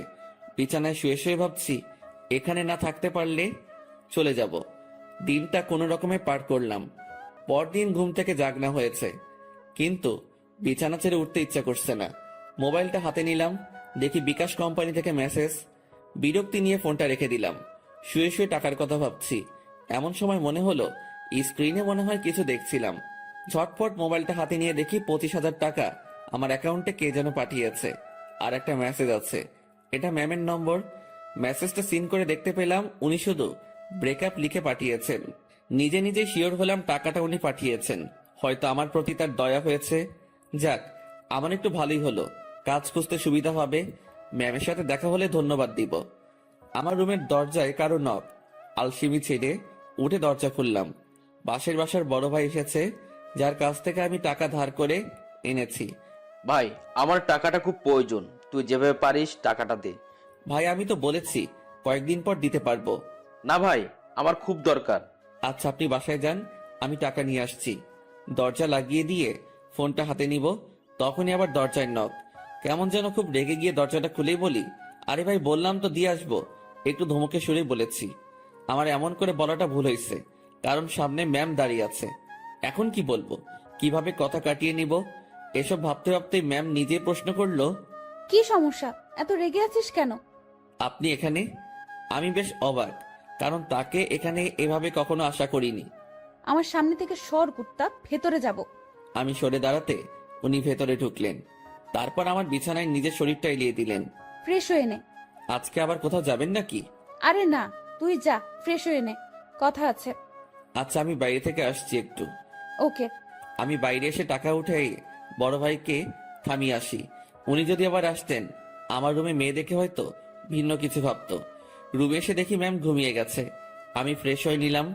কাজ শেষে ওনার দিকে তাকিয়ে ভাবছি, এই মেয়েটার যে কি হয়েছে। উনি চোখ খুলে বললেন, খাওয়া হয়েছে? না। টাকা না পাঠিয়ে দিলাম, এখনো খাসনি কেন? উঠতে তো হবে। যা, বাইরে থেকে খাবার নিয়ে আয়, একসাথে খাবো। ম্যাম, আপনি এই পরিবেশে খেতে পারবেন না। তুই পারলে আমিও পারবো। কথা বাড়িয়ে লাভ নেই, এই মেয়ে আমার কথা শুনবে না। বাইরে গিয়ে টাকা উঠিয়ে ভাইকে দিলাম, আর ম্যামের কথা মতো খাবার নিয়ে আসলাম। খাবারটাও সকাল সকাল বিরিয়ানি। কি নিব ভেবে না পেয়ে এটা নিয়ে ফিরলাম। এসে দেখি ম্যাম আবার বিছানা উঠাচ্ছে। ম্যাম ম্যাম, ছি ছি ছি, কি করেন? এবার এটা যদি আপনার পরিবার জানে তো আমাকে মেরেই ফেলবে। ভাই আপনি যান। ও সরি ম্যাম, আপনি চলে যান। চুপ থাক। খাবার এনেছিস? জি। তোর সাথে তো ব্রেকআপ হয়েছে আমার, তাই না? আমি কিভাবে জানবো? ওই যে সকালে মেসেজ করলাম। ওইটা যে আপনি কি জন্য লেখেন আমি জানি না। ব্রেকআপ হয়েছে তাই লিখছি। ও ভালো। আচ্ছা ম্যাম, আপনি খাবার খেয়ে বাসায় চলে যান। আপনার সাথে থেকে আমার চাকরিটা গেছে, জীবনটা যাক এটা আমি চাই না। চাকরি গেছে তো কি হইছে? আপনাকে তো বেতন দেওয়া হইছে। এত টাকা কেন দিয়েছেন? 20,000 তোর, আর বাকি টাকা তোর বেতন। যদিও কিছু টাকা আছে, সেটা মাস শেষে দিয়ে দিব। কাজ না করে টাকা আমি নিব না। কাজ তো তোকে দিবই। কি কাজ? আমার সাথে সময় কাটানো। আমাকে তো পাইছেন। মানে কি? মানে বোঝেন না? আমি কি আপনার ওই বিএফ যে এইভাবে সময় দিব? তুই আমার মুখের উপরে কথা বলিস? Sorry ma'am. তোর সাথে কোনো কথা নেই। আপনি যেভাবে এসে আমার বিছানায় শুয়ে পড়লেন, আমি তো বেশ ভয় পেয়েছি, আর এখনো পাচ্ছি। এটা যদি আপনার বাসার কেউ জানতে পারে, তো আমাকে এখান থেকে পালাতে হবে। তুই পালিয়ে যাবি তাই না? তো পালাবো না? আমার কি জানের ভয় নেই? কে মারবে তোকে? আপনার পরিবারের সবাই মিলেই মারবে। ভালো তো, মায়ের খাবি। আপনাদের মাইর দিতে ভালোই লাগে না। আমার এখানে থাকলে চলবে না, এই শহর ছাড়তে হবে। কি বললি? ম্যাম বসা থেকে উঠে দাঁড়ালো। আপনার টর্চারে এখান থেকে পালাতে হবে। ও তাই? হুম। এখান থেকে যেন পালাতে না পারিস, সেই ব্যবস্থা তো করতেই হয়। ম্যাম আমার দিকে এগিয়ে আসছে। একটু ভয় পেয়ে বললাম, মারবেন নাকি? না, অন্য কিছু করব। আপনি এভাবে তাকিয়ে আছেন কেন? আমার ভয় করে এমনিতে, কিন্তু কালকের ভয়ে এখনো ধুক ধুক করে উঠে, তার উপর আপনার এরকম চাহনি। আমার চোখে তুই ভয় দেখতে পাস? হ্যাঁ। ওকে, দেখাচ্ছি ভয়। ম্যাম আমার দিকে এগোচ্ছে, আর আমি পেছনের দিকে যাচ্ছি। একসময় আমার পিঠ দরজায় লেগে যায়। ম্যামও আমার খুব কাছে চলে আসে। তার শরীর থেকে সুগন্ধি আসছে। নিশ্চয়ই দামি পারফিউম ব্যবহার করেন। সবকিছু মিলিয়ে নেশা ধরিয়ে দেওয়ার মতো একটা সুবাস। আমার বুকের ভেতরের অবস্থা খারাপ। ম্যাম যে কি করবে এখন তার কিছুই টের পাচ্ছি না। আমি তার চোখের দিকে তাকিয়ে দেখি তার চোখ হাসছে। না, আমি তার চোখের ভাষা কবে থেকে বোঝা শুরু করলাম। চোখ সরিয়ে নিলাম। ওই আমার দিকে তাকা। আবার তাকালাম। উপায় নেই, তাকাতেই হবে। এইভাবেই তাকিয়ে থাক। চোখ দিয়ে পানি বের হবে। হোক। আমার খুব লজ্জা লাগছে। এতটা কাছে আসলেন কেন? তুই পালিয়ে যেতে পারিস, তাই একটু আটকানোর চেষ্টা। জানি না এরপর থাকবি কিনা, চেষ্টা করে দেখতে সমস্যা কি? কি চেষ্টা করবেন? ইরা ম্যাম আমার নাকের সাথে নাক লাগালো। উনি মিটি মিটি হাসতেছেন। ওই অবস্থাতেই তিনি কথা বলা শুরু করলেন। মুভিতে তোর জায়গায় আমি থাকতাম, আর আমার জায়গায় তুই, কিন্তু এখানে ঠিক উল্টোটা হচ্ছে। আমি আর চোখ খুলে রাখতে পারলাম না, বন্ধ করে ফেললাম। চোখ খুলে রাখার শক্তি আমার নেই। আহারে আমার বেষ্টু। কথাটা বলে উনি আমার নাকে তার নাক ঘষা শুরু করলো। ম্যাম ম্যাম, একটু সরে দাঁড়ান। আগে বল পালাবি না? পালাবো না। প্রমিস কর। প্রমিস, পালাবো না। এভাবে হবে না। তাহলে? ইরা তার জামাটা সরিয়ে বলল, নাভি টাচ করে বলতে হবে। ওনার নাভি দেখেই আমি চোখ সরিয়ে ফেলি। অসম্ভব সুন্দর একটা জিনিস দেখলাম। চোখটা বারবার সেই দিকে তাকাতে চাইছিল। কোনো রকম অন্যদিকে তাকিয়ে আছি। এই নে, এটা টাচ করে প্রমিস কর। ওইখানে টাচ করে শুধু শুধু? আমি তো বললাম প্রমিস। আমি বিশ্বাস করি না। ম্যাম ওখানে আমি হাত দিতে পারবো না, যত যাই বলেন। কেন? আপনার যে বড় হবে সে দিবে। আচ্ছা, তুই আমার হবু বর, এখন নে টাচ কর। চিচি ম্যাম, কি বলেন? এক আদেশ এতবার দিতে পারবো না, কিন্তু আমি তোরে দিতে বলছি না। আমার লজ্জা করে। তোর লজ্জার আমি রাগাবিরা বলে দিলাম। ম্যামের মাথা পুরো গেছে মনে হয়, না হলে এসব কথা বলছে তাও আমাকে। ওনাকে জিজ্ঞেস করা ছাড়া কোনো উপায় নেই। ম্যাম এমন করতেছেন কেন? আমার গালে এক থাপ্পড় দিয়ে বলল, আমি যেটা বলি সেটা না করে তুই আমাকে উল্টো প্রশ্ন করতেছিস। তাহলে কি ধরবো? তো ভাবছি মায়ের খাবার থেকে ধরাই ভালো। আর সত্যি কথা বলতে দেখার পর আমি লোভ সামলাতে পারছি না। আমি ওনার নাভির উপর জাস্ট হাতটা রাখলাম। উনি একবার চোখ বন্ধ করে আবার চোখ খুললেন। চুপ কেন? কথা দিলাম যাব না। গুড, এখন হাত সরিয়ে নে। ও সরি ম্যাম, আমার থেকে দূরে গেল, আমি বাঁচলাম। উনি আবার বলতে শুরু করলেন, বাবাকে চ্যালেঞ্জ করে আসছি, তোকেই বিয়ে করব আমি। ও আল্লাহ, না ম্যাম, এটা কি বলছেন আপনি? তুই বুঝবি না, আমি তোকে টাকা দেওয়ার পরেই ঝগড়াটা লাগছে। আমাকে নিয়ে পরিবারের সাথে ঝগড়া করতে গেছেন কেন? ওরা আমার চরিত্র নিয়ে কথা উঠাইছে, তারপর আমাকে বলেছে তোর সাথে নাকি আমার প্রেম আছে। আচ্ছা, মাথা ঠান্ডা করেন। হ্যাঁ, তোকে আমাদের বাসায় নিয়ে গেলে আমার মাথা ঠান্ডা হবে। ও আল্লাহ, এবার আমি শেষ। ম্যাম কি বলেন এগুলা? আমি কেন? ঝগড়ার সময় বলেছি আমি তোকে ভালোবাসি, তোকেই বিয়ে করব, আর তুই আমাদের বাসায়ই থাকবি। মানে আপনি আমার উপরে যাওয়ার টিকিট নিয়ে আসছেন তাই না? জানি না, ব্যাগপত্র গুছিয়ে নে আর আমার সাথে চল। এইমাত্র বললেন জাস্ট না পালালেই হবে, এখন আবার বলছেন আপনাদের বাসায় নিয়ে যাবেন। দেখে নিলাম তুই আমার উপর কতটা দুর্বল আর কতটা ভালোবাসিস। না, আপনি কি যে বলেন, আমি আপনাকে। সাধু, হইছে, অনেক হইছে। ড্যাব ড্যাব করে আমার দিকে তাকিয়ে থাকিস, আবার আমার নাভির দিকে তাকিয়েছিলি। আমি বুঝি না? ওনার যা কথার স্পিড আমি পেরে উঠছিলাম না। এখন ওনার বায়না আমাকে তাদের বাসায় নিয়ে যাবে। আর যাই হোক, নিজের জানটা অকালে চলে যাক সেটা আমি চাই না। আমি তো যাবনি, সেটাই মনে মনে ঠিক করলাম। এখন ম্যামকে বোঝাতে হবে, ম্যাম আমি যাব না। রুমে ছুরি নেই? কি করবেন? হাত কাটবো আমার। এই না। তোর সাথে কথা নেই, ব্রেকআপ, যা। তুই মানা করার কে? ছুরি কই সেটা বল। না না ম্যাম, যাব আমি। দ্রুত তোর কাপড় গুছিয়ে ব্যাগে ওঠা। ওকে ওকে, উঠাচ্ছি। না, তুই ভাঁজ করে দে, আমি উঠাচ্ছি। আমি কাপড়গুলো ভাঁজ করে দিচ্ছি আর ভাবছি এইরকম জেদ ধরা ভালোবাসার জন্য আমি তার সাথে চলে যাচ্ছি। এটা কি ঠিক হবে? আমি ইরাকে ভয় ভয় বললাম, ম্যাম একটা কথা। বল। দেখেন, এরকম জেদ ধরা ভালোবাসা নিয়ে আপনার সাথে যাচ্ছি, এর কি কোনো গ্যারান্টি আছে? নাকি সময় শেষ হলে, জেদ শেষ হলে তাড়িয়ে দিবেন? ইরা কেমন ঢং করে আমার দিকে তাকালো, মাথায় দুটো হাত রেখে বলল, আমাকে কি আগের দিনের গ্রামের মাতব্বর মনে হয় যে 4-5টা বিয়ে করব? বিয়ে একটাই, আর ভালোবাসা একটাই। আপনি কি আমাকে ভালোবাসেন? না। তো নিয়ে যাচ্ছেন কেন? একসাথে থাকতে থাকতে ভালোবাসাটা হয়ে যাবে। আচ্ছা চলেন। দাঁড়া, কিছু কথা বলে নেই। জি বলেন। আমাদের তো জয়েন্ট ফ্যামিলি, বাসায় প্রায় 50 জনের বেশি মেম্বার আছে। কেউ যদি বলে তুই কি কাজ করিস, কি বলবি তখন? এখন তো বেকার, কি আর বলবো, বেকারই বলতে হবে। না, তুই যে পিয়নের চাকরি করিস সেটা বলবি। চাকরিটা তো নেই। আছে। আপনি বললেই হলো নাকি? স্যার আমাকে মানা করে দিয়েছে। কোম্পানির 60% শেয়ার আমার। মালিক তাহলে কে? জি আপনি। আজ বাসায় আমার সাথে থেকে কাল সকালে দুজন একসাথে অফিসে যাব, ঠিক আছে? জি ম্যাম, ঠিক আছে। যানটা হাতে নিয়ে ওনার সাথে রওনা দিলাম। ম্যাম কখন কি করে বোঝা বড় দেয়, তার মাথায় যে কি করে আল্লাহ জানে, আর উনিই জানেন। ওনার বাসার দিকে যতই অগ্রসর হচ্ছি ততই বুকের ধুকপুকুনিটা বাড়ছে।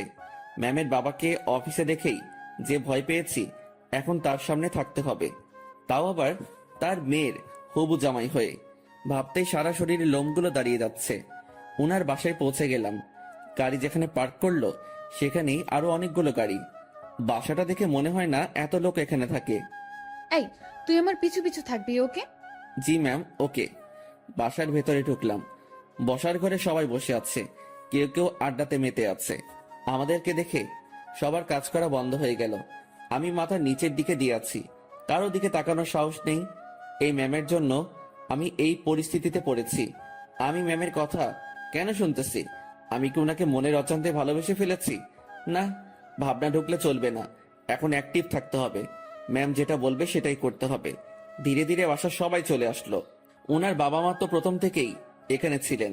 এই যে আমি আমার বরকে এনেছি, আজ থেকে ও এখানেই থাকবে। কেউ যদি আমাকে বাসা থেকে বের করে দেওয়ার কথা ভাবো তো আমার সম্পত্তি বুঝিয়ে দিয়ে তারপর বের করে দিও। তুই আমার মেয়ে। দেখো, ওর জেদ খুব। তুমি কিছু বলো না, ও ঠিক হয়ে যাবে। আর এই ছেলে তোর আমি। আমার দিকে তাকিয়ে কথা বলছে। আমি তো ভয়ে শেষ। ইরা, মা, তুই ওকে নিয়ে উপরে যা। ম্যাম আমাকে নিয়ে তার রুমে আসলো। অমায়িক সব সাজগোজ, রুমটা এত সুন্দর যে যেদিকে তাকাচ্ছি অবাক হচ্ছি। আমি তো রুম দেখাতে ব্যস্ত। ম্যাম তখন আমাকে বললেন, তুই বিছানায় উঠে থাক, আমি আসছি। ম্যাম কই যান আপনি? নিচে। আমার ভয় করে কেউ এসে আমাকে মেরে ফেলবে। আরে পাগলা, কে মারবে? আপনার ওই পুলিশ চাচা। উনি বাসায় নেই, আর আমি নিচে যাব আর আসবো। আচ্ছা। ইরা চলে যাওয়ার পর রুমটা ভালোভাবে দেখছিলাম। দেখতে দেখতে বিছানায় বসে পড়লাম। বিছানাটাও বেশ নরম, বসার সাথে সাথে কেমন যেন একটা নরম তুলতুলে ভাব। হঠাৎ ইরার মা রুমে প্রবেশ করলেন। আমি তাকে দেখে দাঁড়িয়ে গেলাম। উনি আমার কাছে এসে বললেন, বাবা, নাম কি তোমার? জি শুভ। ও, ইরা হয়তো পাগলামি করে এমনটা করেছে। তোমার বাবা মা, ফ্যামিলি আছে, তারা এইসব শুনলে সমস্যা করবে। তুমি বিকেল পর্যন্ত থেকে চলে যেও, একটু পরে ওর রাগ কমে যাবে। আমি কিছু বলার আগেই রুমে ঢুকতে ঢুকতে ইরা বলল, ওর বাবা মা নেই, বিকেল পর্যন্ত রাখার জন্য ওনাকে আমি নিয়ে আসিনি। আর তোমাকে এসব বলতে কে বলেছে? দেখ ইরা, তোর বাবাকে তুই তো চিনিস। বাবাও আমাকে চেনে। বাইরের একটা ছেলে ধরে এনে এভাবে বাসায় ঢুকানো ঠিক হয়নি।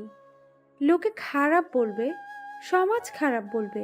তো তোমরা সবাই আমাকে ওইসব বলেছিলে কেন, যে ওর সাথে আমার রিলেশন আছে? আচ্ছা, আমরা সবাই তোর কাছে ক্ষমা চেয়ে নিব। এখন তুই ছেলেটাকে বিদায় কর। না, ওকে আর কিভাবে বিদায় করব? ও আমাদের এখানেই থাকবে। মানে? আমার রাগটা কমে যাক, আমি বাবার সাথে কথা বলে নিব। তুমি যাও। তুই এখনই এসে তোর বাবার সাথে কথা বল। যাও তুমি, আমি আসতেছি। ইরার মা চলে যাওয়ার পর, ম্যাম আমি বলি কি, আপনার রাগ কমে যাওয়ার পর আমি চলে যাব। পরিবারের সাথে এমন করতে হয় না। সবাই যেটা বলে সেটার মধ্যে থাকাই ভালো। তোর থেকে ভালো বুঝি আমি। জি ঠিক আছে। তুই যে চলে যেতে চাস, তাহলে আমাদের বন্ধুত্বের কি হবে? এরকম বন্ধু পাওয়া অনেক মুশকিল। এখন পেয়েছি, কাছে রাখার চেষ্টা করব। তুই এখান থেকে যাওয়ার কথা মুখে আনবি না। আচ্ছা ম্যাম আমার সাথে কিছু সময় কথা বলে তার বাবার কাছে যায়। সেখানে তার বাবার সাথে অনেক কথা হয়, আর সেগুলো আমাকে এসে ম্যাম বলা শুরু করলো। শোন, তোর চাকরি কনফার্ম। ড্রাইভিং করতে পারিস? না। ও আচ্ছা, বাবাকে সত্যি কথাটা বলে দিয়েছি। আর রাগের মাথায় তোর সাথে অনেক কিছুই করে ফেলেছি। তুই মন খারাপ করিস না। আর তুই আমার বন্ধু, তোকে দূরে সরিয়ে দেব না, কাছেই রাখছি আমার ড্রাইভার হিসাবে। আমি যেখানেই যাব তুইও সেখানে। খুশি তো? ম্যাম এত কিছু করলেন, আমার তো এ বাসার লোকজনদের দেখলে ভয় করে। আরে পাগল, ভয় কিসের? আর তুই থাকবি তো আমার সাথে, একা একা তো না। হুম। আর তোর থাকার জায়গাও আমার খুব কাছে। মানে? মানে পাশের রুমে। আমার রুম থেকে তোর রুম যেতে বাইরে দিয়ে ঘুরে যেতে হবে না। 2 রুমের মাঝেই একটা দরজা আছে, দেখবি? আয়। ম্যাম আমাকে নতুন রুমটা দেখিয়ে দিল। ম্যামের কোনো বান্ধবী আসলে এই রুমেই থাকতো। বন্ধু হিসেবে এটা আমার জন্য ফিক্সড। সেই যে এসে রুমে ঢুকেছি, বের হওয়ার নামই নেই। কিভাবে বের হব? বাইরে বের হওয়ার কথা মনে হলেই হাত পা ঠান্ডা হয়ে আসে। এই বাসার মানুষকে বড্ড ভয় হয়। তবে আমি জানি না তারা কেমন। বিকেলবেলা ম্যাম আমাকে নিয়ে বের হয়। ম্যাম গাড়ি চালাচ্ছে আর ধীরে ধীরে আমাকে সবকিছু শিখিয়ে দিচ্ছে। মন দিয়ে সব দেখছিলাম আর শুনছিলাম। সন্ধ্যায় আবার বাসায় ফিরলাম। বাসার কাজের লোকটা আমার খাবার রুমে এসেই দিয়ে যাচ্ছে। তার মানে বাকিদের সাথে খেতে হবে না। বাঁচা গেল। ম্যাম তার রুমে বসে অফিসের কাজ করছে, আর আমি আমার রুমে বসে কোনো কাজ নেই। একবার রুমের এপাশ থেকে ওপাশে যাচ্ছি, কখন আবার রুমের জানালা খুলে দিয়ে দাঁড়িয়ে থাকি। আমার তো আবার প্রকৃতি দেখার অভ্যাস। আর একটু রাত হলো। এবার নজর গেল নিজের ব্যাগের দিকে। ব্যাগ থেকে কাপড় এখনো বের করা হয়নি। বিছানায় ব্যাগ নিয়ে গিয়ে কাপড় বের করছিলাম, আর তখনই সেই সকালের কথা মনে পড়ে গেল। ম্যাম কি টর্চারটাই না করেছিল সকালবেলা, আর সেখানে ওনার কাছে আসা পেটে হাত রাখা। এসব মনে পড়তেই হাসি পেল। একা একা হাসছিলাম। হঠাৎ রুমের ভেতরের দরজায় নক। ম্যাম ডাকছে। তড়িঘড়ি করে উঠে গিয়ে দরজা খুলে দিলাম। জি ম্যাম আসুন। কি করতেছিস তুই? এই যে কাপড়গুলো বের করতেছি। তুই অনেক আলসে মানুষ তো। সেই সকালে আসছি, এখনো তুই কিছুই গুছিয়ে উঠতে পারিসনি। মনে ছিল না। ভাঁজ কর এখন। আমি আবার বিছানায় বসে কাপড় ভাঁজ করায় মন দিলাম। ম্যাম আমার গা ঘেঁষে বসলো। উনি খুব কাছে বসেছিল, তাই বললাম, ম্যাম একটু দূরে বসেন, সমস্যা হচ্ছে। কথাটা বলেই মনে হয় জীবনে সব থেকে বড় একটা ভুল করলাম। কথাটা বলার সাথে সাথে ম্যাম চোখ লাল করে ফেললেন। দেখে বোঝাই যাচ্ছিল বেশ রাগ করেছে। ফর্সা মানুষ, তার শরীরে রক্তগুলো সব চোখ মুখ গালে এসে জড়ো হচ্ছিল। দেখে এমনটাই মনে হচ্ছে। উনি উঠে দাঁড়ালেন আর তার রুমে চলে গেলেন দরজা না লাগিয়ে। আমি বিছানায় বসে আছি, ভাবছি ভুল যা করার তা তো করেই ফেলেছি। আমার জীবনে সুখ নেই, শুধু সমস্যা আর সমস্যা। কাপড় আর ব্যাগ ফেলে রেখেই পা টিপে টিপে তার রুমের দিকে এগোতে থাকলাম। উকি দিয়ে দেখি আমার মতোই জানালা খুলে দাঁড়িয়ে আছে, বারবার চোখ মুছছে। ওনার রাগ ভাঙাতে ওনার খুব কাছে গিয়ে দাঁড়াতে হবে, তাছাড়া এর বিকল্প কোনো উপায় নেই। আমি পা টিপে টিপে তার কাছে গেলাম। উনি কিছু বলছেন না, হয়তো টের পেয়েছেন আমি আসছি। উনি যে চালাক মানুষ, আমার রুমে প্রবেশ করা অবশ্যই টের পেয়েছেন। আমি তার পাশে গিয়ে দাঁড়াতেই, আপনি আপনার রুমে যান, নয়তো খারাপ কিছু হবে। দুঃখিত, আমার ভুল হয়েছে। আমি আপনাকে আপনার রুমে যেতে বলেছি। আমি আরেকটু কাছে গিয়ে দাঁড়ালাম, কিন্তু তার শরীরের সাথে স্পর্শ লাগেনি। রাগ উঠায়েন না আর। আচ্ছা, ইংরেজি ভাষায় বলতেছি, সরি। তোর সরির তুই যাবি এখান থেকে? একটু তো দূরেই যেতে বলেছি, তাতেই এত রাগ করতে হবে? আমি তো দূরের মানুষ, দূরেই থাকবো, তাই না? না, কাছের মানুষ। না না, কাছের মানুষ তো দূরে থাকে না, কাছেই থাকে। সরি, আমি বুঝতে পারিনি। আমার বলাটা ঠিক হয়নি, আপনার কাছে আসাটা ঠিক ছিল। রাত হয়েছে, রুমে গিয়ে ঘুমিয়ে পড়ো, সকালে অফিস আছে। রাগ কমেছে তো আপনার? কমে যাবে। এত অভিমানী আমি কখনো দেখিনি। আমি নিজেই নিজেকে প্রশ্ন করলাম, আমি ভুল করছি না তো? উনি এত বন্ধুত্বের কথা বলতেছেন, আমি তো তার ডাকে একটুও সাড়া দিচ্ছি না। আমার কি দূরে থাকাটা ঠিক হচ্ছে? উনি তো তার বন্ধুর জন্য অনেক কিছুই করেছে, আমি তো কিছুই করতে পারলাম না, বা এখনো কিছু করিনি। আমি কি তার বন্ধুত্বের ভালোবাসায় সাড়া দিব? মনের সাথে বোঝাপড়া যখন শেষ হলো, তখন আমি তার ডান হাতটা আমার দু হাতের মধ্যে রেখে বললাম, এই তো কাছে এসেছি, আর দূরে যাওয়ার কথা বলবো না। অমন ভুল কখনো হবে না, সরি। সত্যি তো? ওনার কণ্ঠ শুনে মনে হচ্ছিল অভিমানটা অনেকটাই কমেছে। কেন যে ম্যাম এমনটা করে? ম্যাম, এখন যাই তাহলে। কাছে থাকতে ভালো লাগছে না। আপনি তো বললেন কাল অফিস আছে, আমাকে ঘুমাতে বললেন। পরে ঘুমাবি। ম্যাম আনমনে জানালা দিয়ে বাইরে তাকিয়ে আছেন। তার ডান হাতটা তখনই আমার দু হাতের মধ্যে এক অন্যরকম ভালো লাগা কাজ করছিল তখন। সেটা যে কি আমি ঠিক বলতে পারবো না। আমি ম্যামের মুখের দিকে তাকালাম, দেখি মিটিমিটি হাসছে। আমি তার হাসি দেখে প্রশ্ন করেই বসলাম, এভাবে আনমনে বাইরে তাকিয়ে কি দেখেন? বাইরে কি দেখি? হুম। তোকে। আমাকে মানে? আরে পাগলা, তুই আমার জীবনে এমন ভাবে আসলি, মানে আমি ভাবতেই পারিনি। তোর মতো একটা গাধা, তবে ভালো মানুষের সাথে বন্ধুত্ব হয়েছে। তবে আমার পোড়া কপাল। কেন? তুই আমাকে দেখে ভয় করিস, তেমন কথা বলতে চাস না। আমি যা বলি শুধু সেটাই করিস। আর কি করব? যাই হোক, সব ঠিক হয়ে যাবে। যা এখন ঘুমিয়ে পড়। আচ্ছা, গুড নাইট। Good night. পরদিন সকালবেলা থেকে অফিস করা শুরু করলাম। ম্যামের সাথে সবসময় থাকা, উনি যা বলে সেগুলো শোনা এবং করা, এগুলোতেই ব্যস্ত। দিনকে দিন যাচ্ছিল, আমার অবস্থা ততই ভালো হচ্ছিল। ম্যামের সাথে কথা বলতে এখন আর ভয় লাগে না।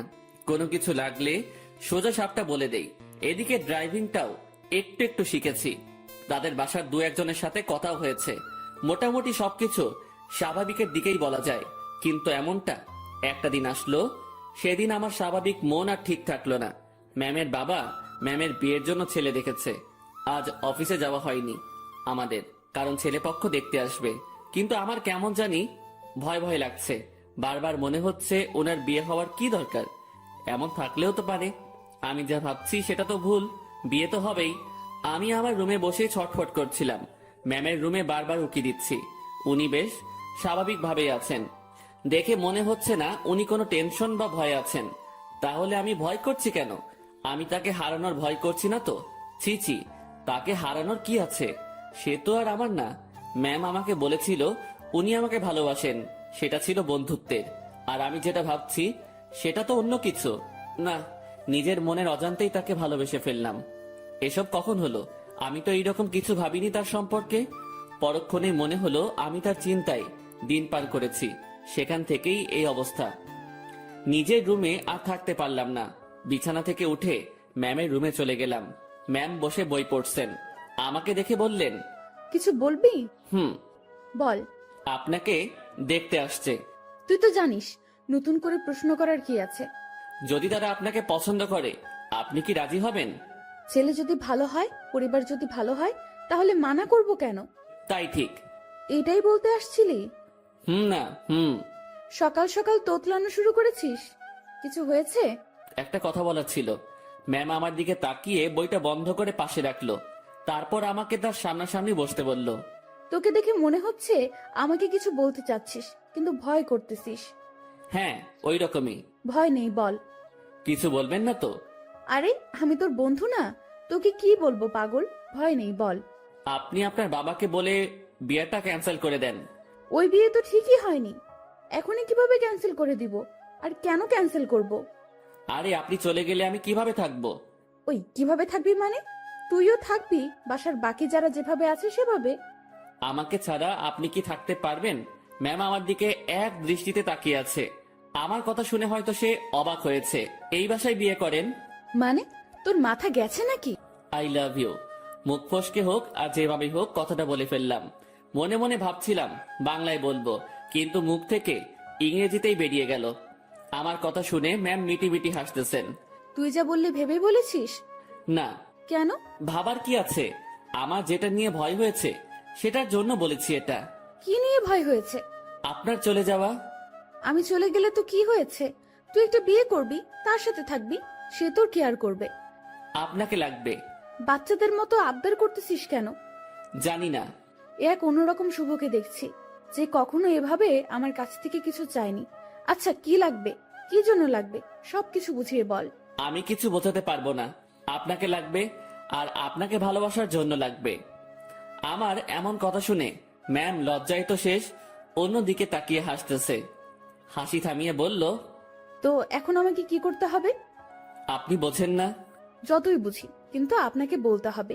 কি করতে হবে বলেন। একবার তো বললামই যে ভালোবাসি, আর আমার কাছে থাকতে হবে। যদি বলি ভালোবাসি না? আমি চুপ করে রইলাম। এই এই কথার উত্তর দে। আমি কিভাবে আটকাবো? চলে যাবেন, আমিও চলে যাব। কোথায় যাবি? জানি না। ও, তো বলেন, ভালোবাসার বীজ কবে বপন করেছিলেন, আর সেটা থেকে চারা গাছ হলো কিভাবে? ইরা নামের একটা পাখি আমার জমিতে এসে তার মুখ থেকে ভালোবাসার বীজটা ফেলে দিয়ে চলে যায়, আর সেই বীজটাই। পুরোটা বলার আগেই ম্যাম হাসতে হাসতে শেষ। উনার হাসি দেখে আমার রাগ হচ্ছিল। আমি উনাকে কিছু বোঝাতে যাচ্ছি, আর উনি হেসে উড়িয়ে দিচ্ছেন। উনি হাসি থামিয়ে বললেন, আজ সকালটা অন্যরকম ভাবে শুরু হলো। এমন হাসির কথা কখনো শুনিনি। উনার কথা শুনে বেশ লজ্জা পেলাম। হয়তো মনের কথাটা বলা ঠিক হয়নি। আমি তার সামনে থেকে উঠলাম আর নিজের রুমে যাওয়ার জন্য পা বাড়ালাম। ম্যাম ডেকে বললেন, কই যাস? ঘুম পাচ্ছে, ঘুমাবো। ঘুম নাকি রাগ? না, ঘুম। হুম, রাগ। না ম্যাম, ঘুমই পাচ্ছে। আমার জানা আছে, তুই এখানে এসে বস। কথা না শুনলে বকা দিবে। বাধ্য হয়ে আবার তার সামনাসামনি বসলাম। আমার আর তোর মাঝে সম্পর্কটা কিসের? বন্ধুত্বের। তো আমি কি বন্ধুর কথা শুনে হাসতেও পারবো না? পারবেন। আর হাসলেন তো? কথার মাঝে এমন রাগ সুর ভাসতেছে। না, রাগ করিনি। আচ্ছা ভেবে দেখ তো, তুই যে আমাকে ভালোবাসার কথা বললি, সেটা নিয়ে আমি কি কোনো উপহাস করেছি?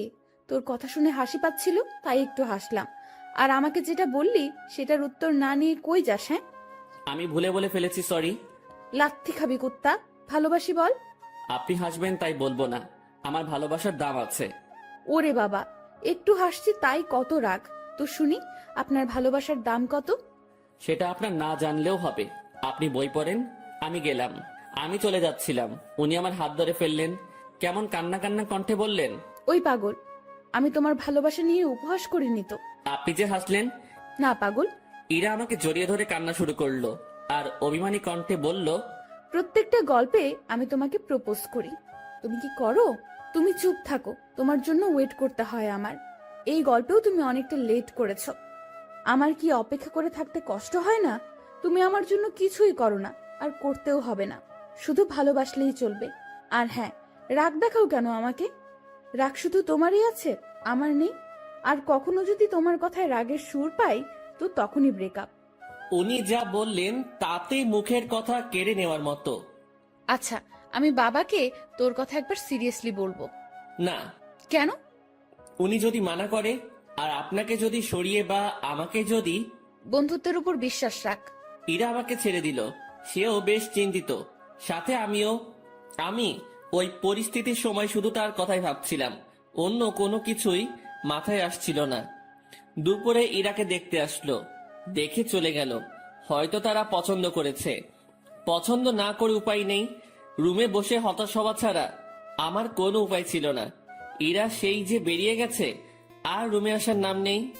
আমিও বাইরে যাওয়ার সাহস পাচ্ছি না। দুপুরে শুধু বাড়ির কাজের মেয়েটা খাবার দিয়ে চলে যায়। আমার এমন অবস্থা মনে হচ্ছে কোনো কারাগারে আছি। বাইরে বেরোনোর কোনো পথ নেই। সন্ধ্যায় ইরা রুমে আসলো। উনি আসতে না আসতেই আমিও তার রুমে গেলাম। আর গিয়ে যা শুনলাম সেটা আমি কখনোই ভাবিনি।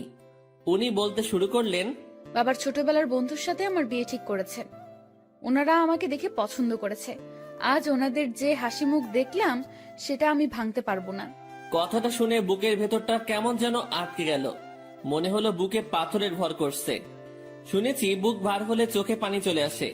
আমি কোন রকম চোখের পানি সামলিয়ে বললাম, সমস্যা নেই, আপনি যেটা করেন। তুই আমার উপর রাগ করলি তাই না? আরে না, আপনার সিদ্ধান্তে আমি খুব খুশি। পরিবারের কথা চিন্তা করেই সব করতে হয়। তোমার কথায় কান্নার আওয়াজ পাচ্ছি। আরে না, কি যে বলেন, কান্না করব কেন? আমি রাজি হওয়াতে আমার বাবা যে খুশি হয়েছে সেটা আমি তার চোখ মুখ দেখেই বুঝেছি। আচ্ছা আপনি করেন, আপনি রেস্ট নেন, আমি আমার রুমে যাই। ইরা কিছু বলল না, চুপ করে বসে থাকলো। হয়তো আমার কথাও সে ভাবছে। আমি রুমে এসে আর কি করব? ছেলেদের তো আওয়াজ করে কান্না করতে নেই, লোকে খারাপ বলবে। রুমের মধ্যে কিছুক্ষণ থাকলাম, ভালো লাগলো না। বাসার ছাদের দিকে রওনা দিলাম। আমি কখনো যাইনি এই বাসার ছাদে, এই প্রথম যাচ্ছি। ছাদে পৌঁছে এক করে চুপটি করে দাঁড়িয়ে আছি। ভাবছি ম্যামের কাছ থেকে বিদায় নিয়ে চলে যাব, কারণ এ কষ্ট সহ্য করার মতো না, আমি সহ্য করতে পারছি না। হঠাৎ ছাদে কারো উপস্থিতি টের পেলাম। একটা লোক আমার দিকে এগিয়ে আসছে। কাছে আসতেই তার ফেস দেখে বুঝলাম এটা ইরার কাকা। এই শীতে এত রাতে ছাদে কি করিস? না মানে এমনি বাতাস খেতে আসছিলাম একটু। কি, এই শীতে বাতাস? রুমে বসে ভালো লাগছিল না, তাই আর কি। বেশ চালাক তুই। ভাবছি কি চালাকি করলাম। আমার কথা সোজা উত্তর দিবি। জি স্যার। ইরাকে ভালোবাসিস? কি বলবো বা কি বলা উচিত? সত্যিটা কি বলবো? আবার আমার কোনো বিপদ আসবে না তো? সত্যিটাই বলবো, যা হবার হবে। ভালোবাসি। এই জন্যই তোকে চালাক বলছি। তো কতদিন হলো তোদের রিলেশনের? কয়েক ঘন্টা। মানে? আজ সকালে উনাকে ভালোবাসার কথা বলেছি। তো সে কি বলছে? প্রথমে হ্যাঁ বলেছিল, তারপর? ছেলেপক্ষ দেখে যাওয়ার পর আমাকে মানা করে দেয়। কেন? উনি এই বিয়েতে রাজি হওয়ায় আপনারা বাসার সবাই খুশি হয়েছেন অনেক। আপনাদের হাসি মুখ দেখে এসে উনি আমাকে মানা করে। বাহ, তুই তো বেশ সাহস নিয়ে আমার সাথে কথা বলছিস। ভয় করছে না তোর? আপনি তো সত্যিটা বলতে বললেন। তো তুই এখন কি করবি? চলে যেতে হবে এখান থেকে। রাতেই? না, সকালে ওনার দেখা করে চলে যাব। বাহ, তো দেবদাস হয়ে কোথায় ঘুরে বেড়াবি? আমি চুপ হয়ে গেলাম। উনি মজা নিচ্ছেন বোঝাই যাচ্ছিল। চুপ হয়ে গেলি কেন বল? জি স্যার, কিছু না, আমি আসলে ভুল করেছি, মাফ করে দিন। আমি কাল সকালে চলে যাব। যা রুমে যা। জি। এই শোন। বলেন। স্মোক করিস? জি না। বাসা কোথায় তোর?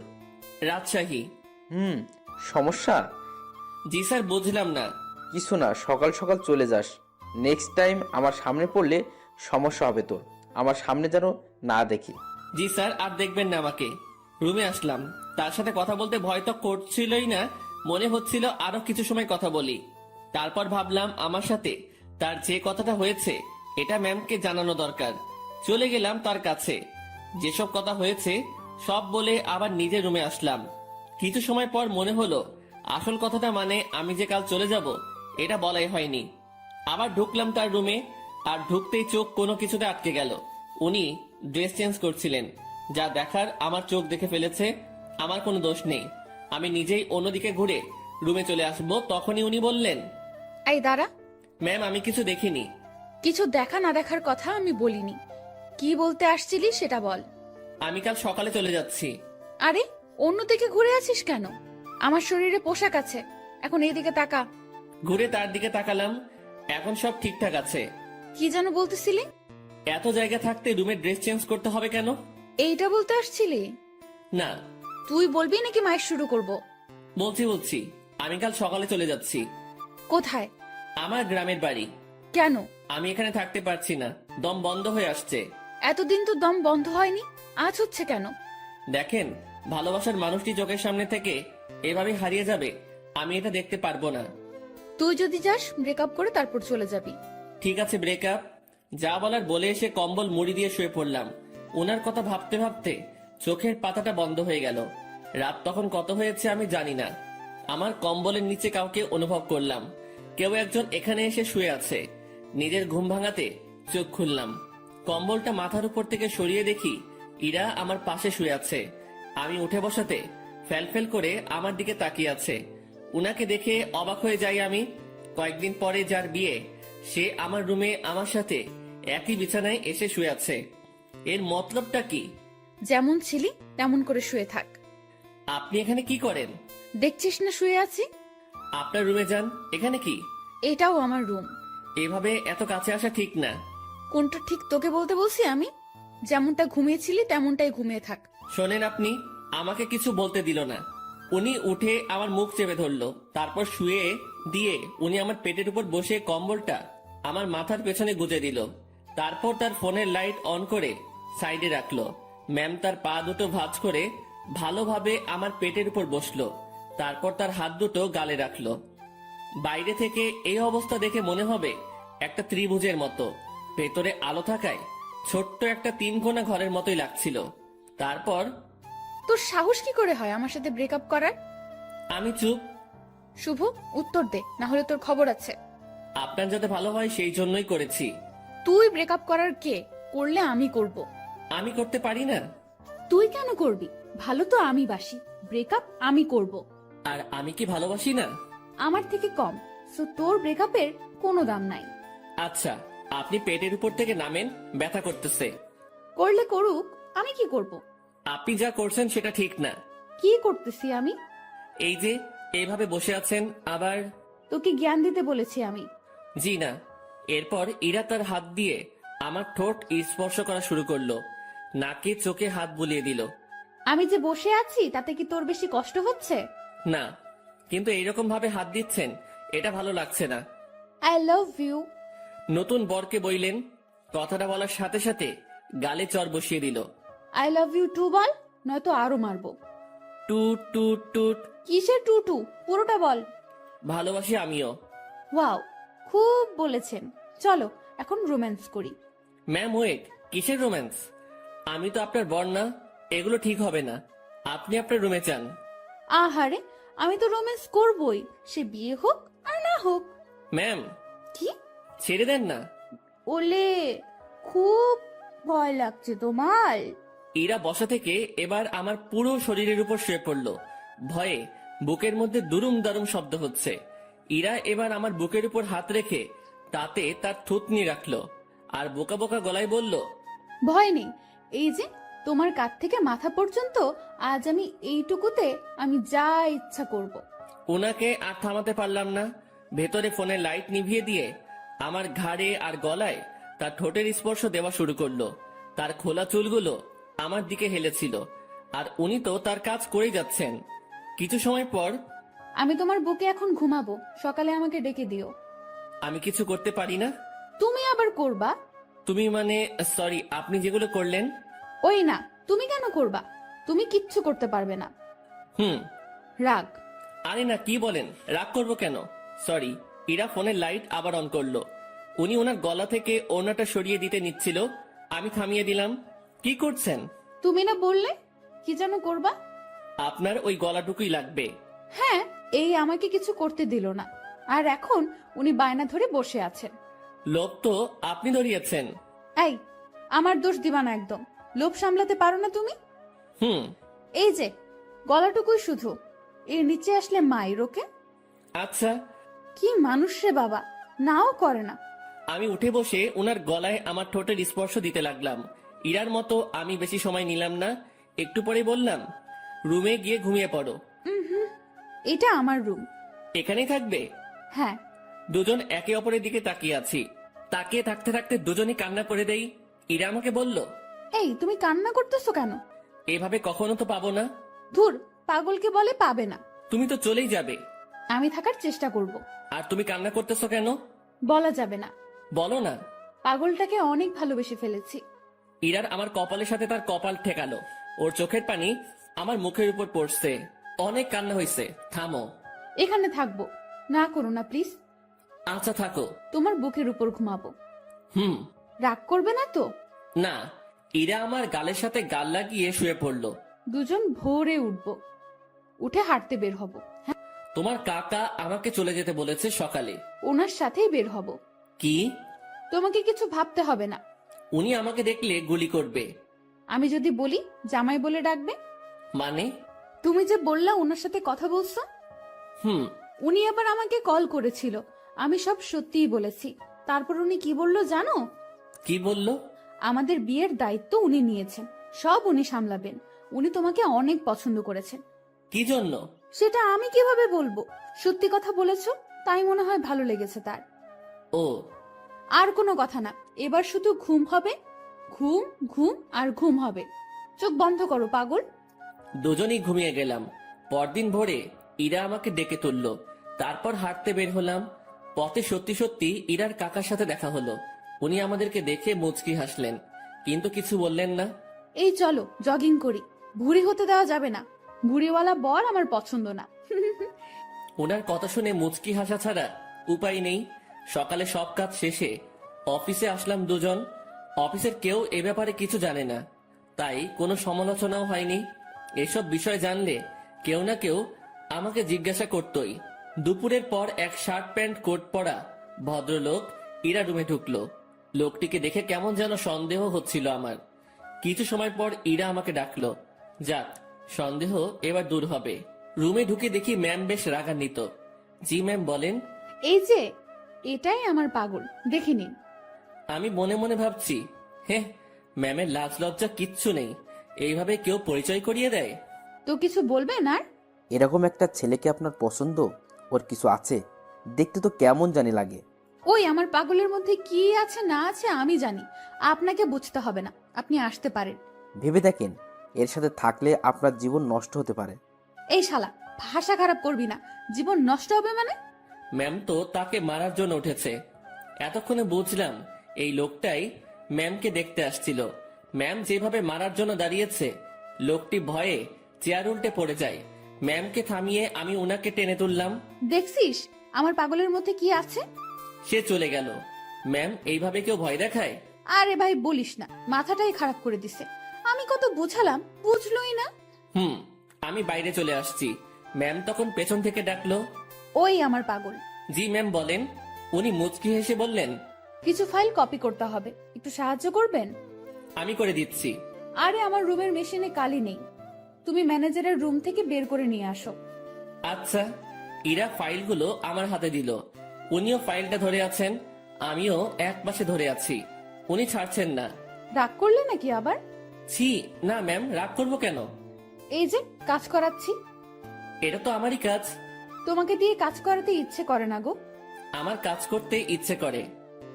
স্যার, যান এখন এগুলো কপি করে নিয়ে আসেন। আর হ্যাঁ, আজ বাসায় ফিরতে রাত হবে, সন্ধ্যায় বাইরে গিয়ে খেয়ে এসে আবার কাজ শুরু করব, ঠিক আছে? আচ্ছা ঠিক আছে, সন্ধ্যায় দুজন বাইরে গিয়ে খেয়ে আসি, তারপর আবার কাজ শুরু। বিকেল থেকেই আমি ম্যামের রুমে বসে ওনার কাজ দেখছি মনোযোগ দিয়ে। মাঝে মাঝে কথা হচ্ছে।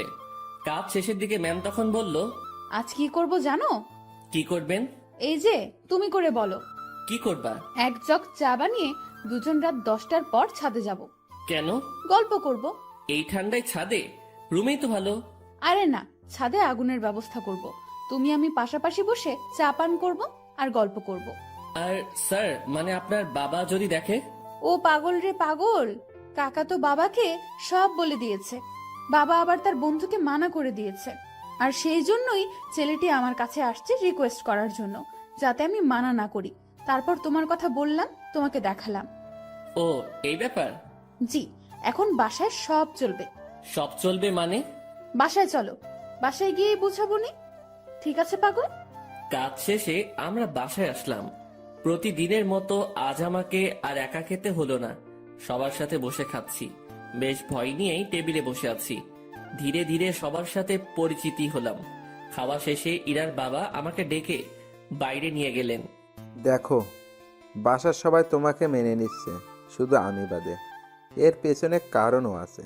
তুমি সামান্য একটা মানুষ, কত বড় ফ্যামিলির দিকে হাত বাড়িয়েছো, সেটা খেয়াল করেছো? ধরো কাল তোমাদের বিয়ে দিয়ে দিলাম, তারপর আমার মেয়েকে নিয়ে উঠাবে কোথায়? স্যার, বেয়াদবি মনে না নিলে একটা কথা বলি। বলো। আপনার মেয়ে বলেছে ও কাজ করে খাওয়াবে কিছুদিন। এর মাঝে আমিও কিছু একটা করে ফেলতে পারবো ওর সাহায্যে। আমরা এমনটাই ভেবেছি। ও, বউয়ের হাতের কামাই খাবে? না, বন্ধুর হাতের কামাই খাবো। মুখের উপর কথা বলছো। আমি তো বলেই নিলাম, কিছু মনে করবেন না। ওকে, 2 দিন পর তোমাদের বিয়ে, সমাজের নিয়ম অনুযায়ী আমার মেয়েকে নিয়ে বাসা থেকে বেরিয়ে যাবে। কোথায় যাবে সেটা আমি জানি না, ওকে? জি স্যার। কথাটা ইরাকেও জানিয়ে দিও। জি। ইরার বাবা আমাদের উপর বেশ রেগে আছেন। রাগাটাই স্বাভাবিক, যা কাজ করেছি। বাইরে দেরি না করে ইরার কাছে গেলাম, গিয়ে কথাগুলো বললাম। এত তাড়াতাড়ি বিয়ে? ভাবলাম মাসখানেক একটু প্রেম টেম করব, এখানে ওখানে ঘুরতে যাব, সেগুলো মনে হয় আর হবেই না। বিয়ের জন্য প্রস্তুতি নিতে হবে। হ্যাঁ, আগে তো বাসা ঠিক করতে হবে। তুই বেটা তো টেনশন নিতেছিস কেন? তুই বাবাকে বলেছিস বন্ধুকে বিয়ে করতেছিস, তাই না? হুম। তো তোর বন্ধু থাকতে এত টেনশন কেন? শোন, আমি একটা ফ্ল্যাট কালকের মধ্যে কিনে নেব। আর হ্যাঁ, সংসার করতে অনেক কিছুর প্রয়োজন, সেগুলোও কিনতে হবে। হুম। বিয়ের পর সংসারে তুমি আমি 50-50 খরচ দিব। আমি এত টাকা কই পাবো? ও হ্যাঁ, তাও তো একটা কথা। আচ্ছা শোন, উপায় একটা বের করেছি।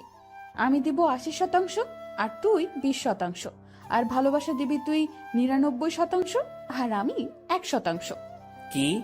না, আপনি আমাকে ভালোবাসবেন না। যদি সংসারে 50-50 খরচ দিতে পারেন, ভালোবাসাটাও তেমনই ভাগ হবে। এটা কোনো কথা? তো নিজেদের মধ্যে রাজনীতি করাটা কি ঠিক? দেখ, আন্দোলন করতে থাক, কাজ হয় কিনা। মনটা একটু নরম করেন। আপনি যদি আমাকে 100% ভালোবাসা দেন, তো ভালোবাসার পিপাসায় আমি তো মারা যাব। ওই মুখে ওসব মারা যাওয়ার কথা আনবি না। জি ম্যাম। যা রুমে গিয়ে ফ্রেশ হয়ে নে। আচ্ছা। ফ্রেশ হয়ে দরজা লাগিয়ে দিলাম, কারণ দরজা খোলা থাকলে আজ আর ঘুমাতে দিবে না। ঘুম প্রায় চলেই আসছে, সেই সময় ডাকাডাকি শুরু করলো। মুখে বিরক্তি নিয়ে দরজা খুললাম। ওই এখনই ঘুমাচ্ছিস কেন? চা রেডি, চল ছাদে যাব। ওকে চলেন। ঘুমের 12টা বেজে গেল। দুজনে গিয়ে ছাদের মাঝখানে কিছু কাঠখড়ি দিয়ে আগুন জ্বালিয়ে নিলাম। ওনার সব কথা শুনতে হচ্ছে। এদিকে আমার নাজেহাল অবস্থা। নিচে থেকে উপরে এতগুলো কাঠখড়ি আনা, তাও আবার চোখে ঘুম নিয়ে প্রচন্ড রকমের বিরক্ত লাগছিল। আমি আর ইরা আগুনের খুব কাছাকাছি বসলাম। সে আমার শরীর ঘেঁষে বসলো। সে জগ থেকে একটা কাপে চা ঢাললো, তারপর কাপটা আমার হাতে দিয়ে বলল, আগে তুমি খাও, এই পুরোটা না, কিন্তু জাস্ট এক চুমুক, তারপর আমি, তারপর আবার তুমি খাবে। ইরা কথাটা বলে আমার হাতের মধ্যে দিয়ে হাত দিয়ে জড়িয়ে নিল। আমি এক চুমুক খেলাম, আর তারপর উনার মুখে ধরলাম। আমি যে জায়গাটায় ঠোঁট লাগিয়েছিলাম, ঠিক সেখানে সে ঠোঁট লাগিয়ে চা খেলো। খাওয়া শেষে ইরা আমার কাঁধে মাথা রাখলো। ওই একটা গল্প বলো। রুমে গিয়ে বলবো নি? জি না শুভ সাহেব, এখানে বলেন। কি বলবো মাথায় আসছে না। আনরোম্যান্টিক একটা বর। তোমার কিছু বলতে হবে না, আমিই বলছি শোনো। গান বলবো, ভালোভাবে শুনবা। বলো।